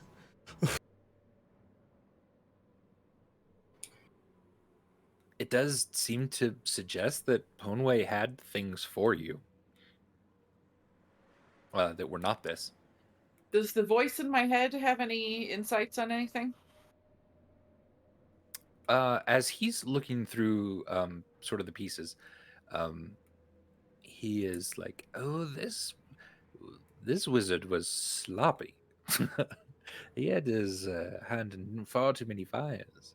Let himself open to attack from multiple angles. I wouldn't do such a thing." You're literally trapped inside my head right now. You don't even have your own agency. Are you really talking like you're better? An oversight that I hope to remedy, yes. So see, everyone makes mistakes, even perfect geniuses like you. Anyway, do you have anything useful to share after reading that? I don't know exactly sure. Can I check out the big book, the one wrapped in the one that you talk about with the bubbly the Petunia Avatarana? Can I check that out? This guy. No. That's going too far, I think. Too far. Well, I can't help you if you don't let me look at the lore. You haven't helped me at all. Like, maybe if you showed me a little bit of actual ability and anything, but instead you try to take over me, make me do shit, and then when I'm saying, hey, you can help us with this and give us your thoughts, you're like, I don't actually know, and then you jerk off in my head a little bit. Like, I don't get it. Show me that you have some kind of ability other than just jerking me around. He's just in there having a big old wank in her head. Yeah. If you let me control this apparatus that you call a body for a bit, if you were to allow me access to all of the lore that you've acquired, The if you were... last time you took access, you tried to leave. Why should I trust that you won't just try and leave now? Fair. But also, if we were to go down into the city below... Yeah. Perhaps I would be of more use? In what sense? Because you get what you wanted? As long as our goals are aligned, I see no reason. Are to they? fight. I believe they are, yes. Can you explain how? Well, I'm not exactly sure what your goals are. If you would let me in on some of that, that would be excellent. I mean, you're like listening most of the time, Most right? of the time, yes. But so you should know more than you do. You're just not bright or out of context sometimes, and it's just odd. Yeah, I'll get back to you. Thanks for nothing. I'm always here. I know. Well, friends, the night is getting late. If you want to be able to sleep, you're going to have to do it in the material plane. If you want to scry, you'll have to do that in the same plane as well. Can I, I'm remembering that something that clone Burbage wanted to do, but then was interrupted. And now real Burbage, at some point in the ethereal plane, would have asked Hikari, and this could have happened at any point, like just kind of floating, if she could send a message to Theodric asking if he's okay. Is that something that Hikari would have agreed to do? Yeah. I want to thread forward just the role play angle of, like, let's not forget Burbage is very uncertain about the current status of the Diefield caravan. So yeah, we can do that. Theodric, it's Burbage. I saw a vision of a dragon attack. Please tell me you and my mother are okay. I wasn't counting. It's fine. It's 20. Yeah, those are the last words. I wasn't counting. That's okay. That's okay. All right. And do you do this, Akari? Yes. Yes, I do. Then you get back. Sorry, what? This is like 3 in the morning. But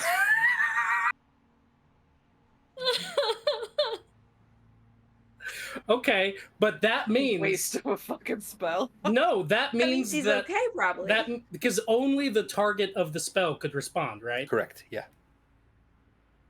All so right. Avery's not dead, and also Or Theodric's not dead. Theodric, and also is able to be asleep at this time. Yeah. How did he sound? Okay, Hikari, do your best Theodric voice and say exactly what he said. Now you have to say it, otherwise, what's the point?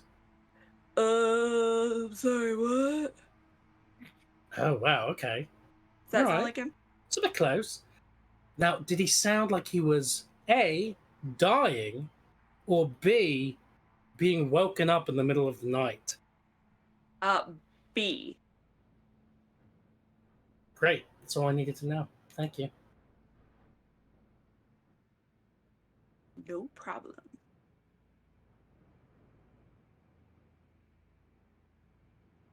So So where are we gonna sleeping? go on the plane? Yeah, where are we gonna sleep? I say we go to the sewers or something. Somewhere just No. like where they cannot find us. No, I think we're fine. Yuzak will spare us. The guards aren't going to be looking for us. I say we could go back to the place where we were before with We could Griselda. just What Sleep in about the the end. rest of the Red family? Yeah. That's mostly what I'm worried about. Like, we literally ran away because they were alive. You could check in on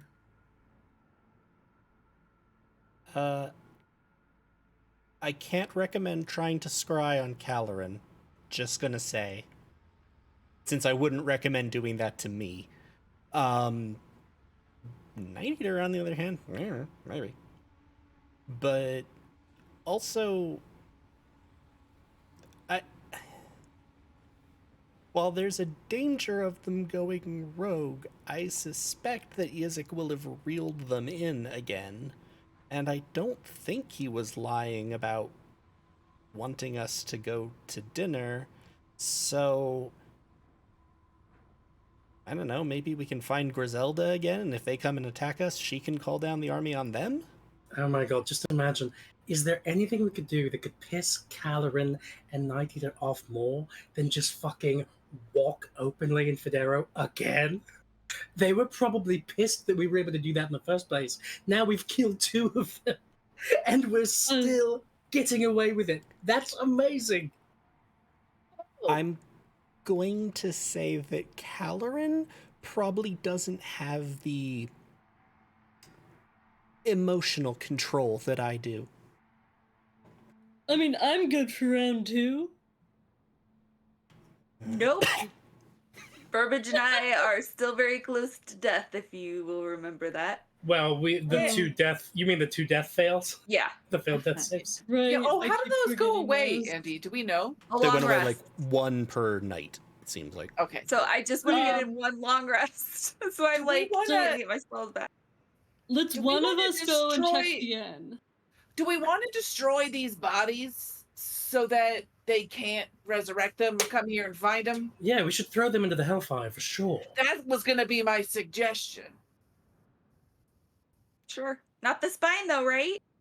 No, I got that in my bindle. Should we do sort of like an ironic, mocking funeral service for them? Would that be funny? I think that might just be kind of dark and shitty. All right. The line between funny and dark and shitty for me is kind of blurry, so I appreciate the clarification. I think we should just toss them in the fire because I don't think we need them. And then one of us, I'm very healthy, should go check out the inn and make sure it's safe, and then we can go to sleep. Dibs on not touching Sadness. Yeah, no, I'll I'll take throw in care the- of it. Okay. I'll I'll do it I'll too. grab the skin parts and just Ah. kind of smush it into a ball of skin. Oh, the Carry rot it in my grub. arms like this. I remember all that rot grub. It's awful. Oh yeah, can I save some rot grubs in a jar, Andy? Dead ones? I don't You think don't- I would have carried rot grub with me. Did I? Was I carrying rot grub? I don't think so. Do I get dead rot grubs in a jar or no? You did not have time to pick those up. Yeah. What about the ones Randolph ate? Didn't they just like I don't have Randolph though. Randolph's dead. you Randolph don't have stayed the I thought behind. we had the front part of him. No, I would have had to have. I would have lost movement speed, and I didn't want to. Yeah. Okay, I'm sorry. Do we have the back part of him? We have nothing of him. Okay, I just Nothing. remember like We left Randolph behind. Yeah. ripping off his legs, trying to get him out from under the thing, and then he was front. And he got a critical hit attack of opportunity just from his front parts of the Night Eater. But His front part sounds so dirty. Just from his front parts. his front parts. So yeah, I will take the 2 bodies, and I will. You know, I'm good at working around fire and chemicals and things like that in a way, and not like getting them on me. Like I figure I know how to do things in such a way that I could deposit them around the flame and have them burn without getting on anything else. Charity's gonna go, wait. With you as you chuck Sadness's flesh ball into the fire, Charity's gonna lay Lycos's body down and then put a set of like sticks leading from Lycos to the edge of the fire and just like watch the fire trail along. Nice. This got dark. Hey, Lycos, search for that. It's just something that I've been was going to try to use during a fight, but it never came up, guys. Hey, Lycos, how's that search going for you? Or like, hey, Lycos, how about you stop being an outdated search engine? You know what I mean? Is it? There's something All going right. on. Charity is actually mainly doing this because he wants to see like how the Hellfire works with all of this. And it does. It very slowly but meticulously and unyielding. The sticks that don't even touch each other exactly catch on fire eventually as the extreme heat, and then the body itself begins to burn. This fire creeps. It if there is something to burn, it will burn it if it's nearby.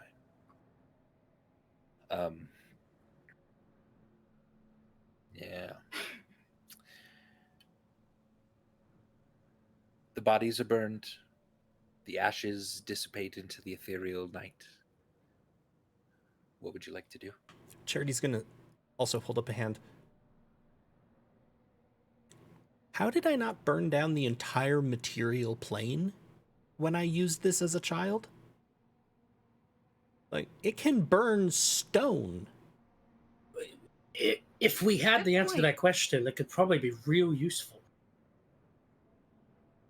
like it catches anything on fire. We know that. And so it would just presumably, like, I killed Hikari in a cave, and I don't remember the entire cave catching on fire or anything, right? No. So I guess my ability to control it allows me to, not destroy physical reality with it. That's good to know. Is there some? Could it be maybe some kind of spell too? Like, all right, for example, when we were kids, me and my brother Avery, we would get into these little fights sometimes. All right, who wanted to go check out the inn? Oh, you got Yeah, I exasperated will. before I even got to the funny part. I heard the last one. I wasn't going to this try to one was, wait. It was about rubber and glue. I'm rubber and you're glue. Whatever hellfire you throw at me bounces off me and sticks to you. That's not how That's hellfire not how works. hellfire works. What? What? Clue sort of nudges you, Yeah. Charity. let's Go. And Charity. All right. So, But just send me, and then I'll come back and get you all if it seems safe. you can just send Clue back. That's safe. Okay. So we're going to move through the ethereal plane to, like, where the inn was, and then Okay. presumably reapparate Stormbringer. About 45 minutes across the city, straight line essentially. Like 30 minutes in the ethereal plane. You're able to get back to the Gustrum Inn. You apparate into existence and you look around Stormbringer Inn. Doesn't seem to be any trouble. Yeah, everything's quiet, seems safe. Everything seems quiet for a moment. And you look kind of behind you, and everything seems safe. You're Okay. such a dick. Am I? Where did I reapparate? Right in our outside the room? Gustrum Inn. Okay. So right outside the doors. So I'm just gonna kind of, investigate the inn, go check out the common room, check out the hallways. Wouldn't Make she my have way up to our reapparated in room. the same area in the material plane where we are, or is that not how it works? You traveled We to moved that through the area. other- Yeah. Understood. I Thank figured you. it was safer than reapparating next to where there Always. was a large guard presence at one point, Yeah. and also the Red family. Mm-hmm. So I'm gonna check things out and make sure things are actually safe before, I'll make Okay. my way up to our room. Okay. Give me a perception check before you step inside.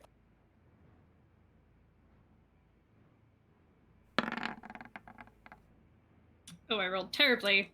11. 11. Something kind of feels weird. The snow to your right, is sort of pockmarked, like it hailed just like a little bit, like 20 or 30 small things fell into the snow, or something like that. Like that spell I've seen Charity do with a bunch of small things, Could be, sure. or something else. Would you like to go investigate? Yeah, but I'm gonna poke it from far away with my javelin first. You poke it with the javelin, and then you see a little bit of just some steam rise up from the hole in the snow. Like there's something warm in there? Yeah, Or hot? yeah. Gonna give it a better poke from far away. You give it a better poke, and the snow seems to collapse into one of those. Does it melt or? No. Okay, I'm gonna investigate it closer up. All right. So you go to that one, or sort of one of the other holes. Are they not? I thought they were all really close together. They're pretty close. Yeah. Maybe a foot apart. Oh, okay. I was picturing closer. I will go to one of the other ones. You Lou look. is still with me, right? Yeah, Clue's. Yeah, just waiting for you to give the okay, essentially. You look inside one of these, yeah, kind of small holes, and it's odd at first. It's sort of dark and you don't see anything, and as the cloud above reveals the moon, the full moon that turned Hikari into a bear, in each of these small holes in the snow, you see a doom lily Ooh. radiating heat, melting the snow in a small little area. It appears these are very hot. Not usually hot, are they? They had been cold or affecting things in cold ways. Cool. You haven't seen a doom lily in a while. Yeah. I don't really remember if we figured out kind of what it means. Aside from doom. And now as you kind of stand up, you see holes in the snow as far as you can see around this inn. Small steam coming from several of them.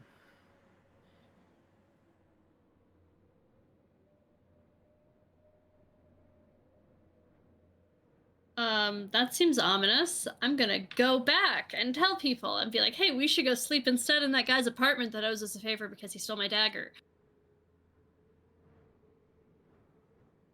So Stormbringer pops into existence in the ethereal plane. Hey, there's a shit ton of hot doom lilies by the inn. We should just go sleep in that dude's apartment that stole my dagger. He had fun making me look like an old woman. I think he'd let us. Plus, he's small. He can't fight us. It's fucking weird. They're hot. They're like steaming. My apartment. It's not his apartment. It's my apartment. Yeah, we can stay You there. haven't paid rent in like 6 months, Burbage. True. So we'll go sleep there instead. I don't remember what doom lilies mean, and these ones are hot, and that seems ominous. We need to sleep, so let's just make our way over there. Would our public arrival there endanger the life of that guy? People knowing that he sort of has a connection with us. Oh, yeah. We can just apparate into his bedroom, and the doom lilies probably won't be inside because they can't grow inside. They need soil. They're plants. I don't think they obey most physical laws. And then we'll just go to sleep in his bedroom. He's small. He can't stop us. And then we'll get a nice rest and deal with everything tomorrow. Burbage, you hear If like we just go somewhere that we're not associated with? Fair, there's other inns. I just feel like let's go somewhere we haven't been, so we're not just right where they could be just tracking us easily. Yeah, I think that's a good idea. I feel like this Yazak, like, he seems like he's frustrated, but also I don't think that Caloran gives a shit. So I don't think he's gonna rein in his dog. Burbage, you hear odd, like a voice on the wind, and you kind of look around, and then there it is again, just really low, really soft, almost imperceptible. It's odd. What direction is it coming from? What is it saying? You can't even make it out. You just hear what you think is a voice. I feel like it's coming from here in the ethereal plane. Maybe. I mean, unless there's some magic voice happening in the material that's somehow bleeding over. Can I like focus my my perception on Yeah. trying to hear this more clearly the next time it happens? Yeah. Give me a Only perception. could hear check. it. So far, anyone can give me a perception if they'd like. My 30 or passive better perception is is what you'd like. 17. You said 30 or better? 30 or better is what you'd like to roll. I don't think I can do that. So, I mean, Burbage would make it clear like he's trying to hear something. So I don't know if I could get some guidance and Flash of Genius support. No Flash don't of have Flash Genius, of Genius. but I can see you. Yeah, but everyone when- goes quiet, so why don't we count this as a help action too from someone? So you have advantage plus plus guidance. Plus okay, so guidance. I'll roll perception again. Ugh. And the guidance is a D4. It's a D4. I mean, you could also use your inspiration on it if you wanted to, but Yeah, I'm gonna use my inspiration. Yeah, I don't have any Flash of Genius left to offer. Sorry. Jesus Christ! Okay. Wow. Same roll. It's odd. So Yeah, it's, it seems it's a disappearing. It seems 20 to like as the wind If I sort of had it, it would be blows. just enough. Oh, it's a bummer. So it's Yeah. a 26 total. Sorry. I mean, yeah, you get the sense that it doesn't feel like anyone around you is talking. It's really weird. It's almost as if like there's a TV on 2 stories up, and you could just barely hear the sort of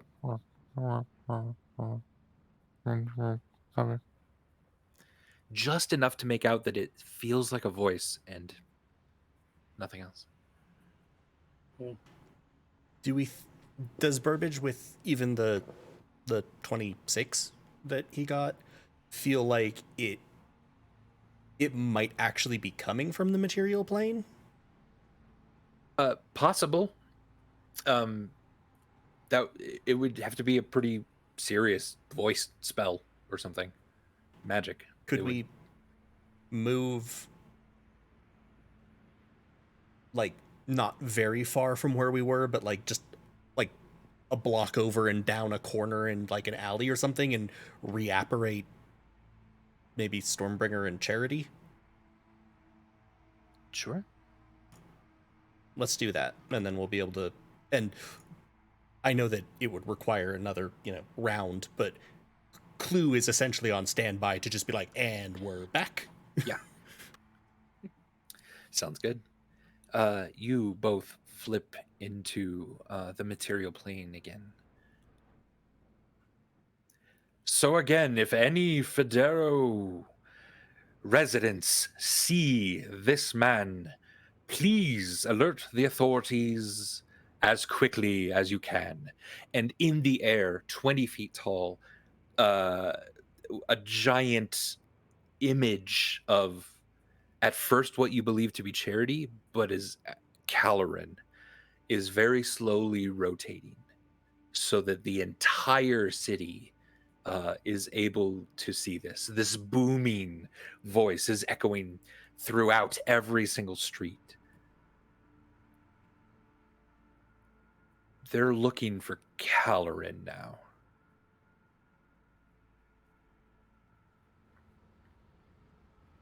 And why don't we end tonight's episode with that? Thank you, friends, for listening to Goats and Dragons. That was an interesting evening of discussing what to do next and seemingly getting Yizik back on your side. I love it. Thank you very much, everyone, for playing. Thanks for watching. Thanks for listening. We love you so much, everyone. Coming up tomorrow, is there Pokemon? No Pokemon this weekend. Next Friday is Tier. Next at Friday is 9 p.m. Tier. And then probably Pokemon next Saturday, but Sam and I still need to work out schedule. All right. And Fates of Ryn in a couple weeks. So right now that's our schedule. Thank you all so much. Again, ! Donate in the chat to donate to the Trevor Project. ! Discord in the chat can get you a link to our Discord. Yeah, and we love you. Thank you so much. We'll see you next time, friends. for the next episode of Goats and Dragons. Bye-bye. Bye. Bye. Good night. On the street next to Stormbringer. Oh, I'm so glad that I have essentially exactly his appearance. Bye, everybody. Bye. The lonely she walks down beside the green river. My lady she was, and I bend my knee. One divine, my seraph, my heart to deliver. She gives me a small flower that I call Tomb Lily. I love so completely, so true and so sweetly. But know that our story is so short it must be. Every time that you show me that blue and white flower, remember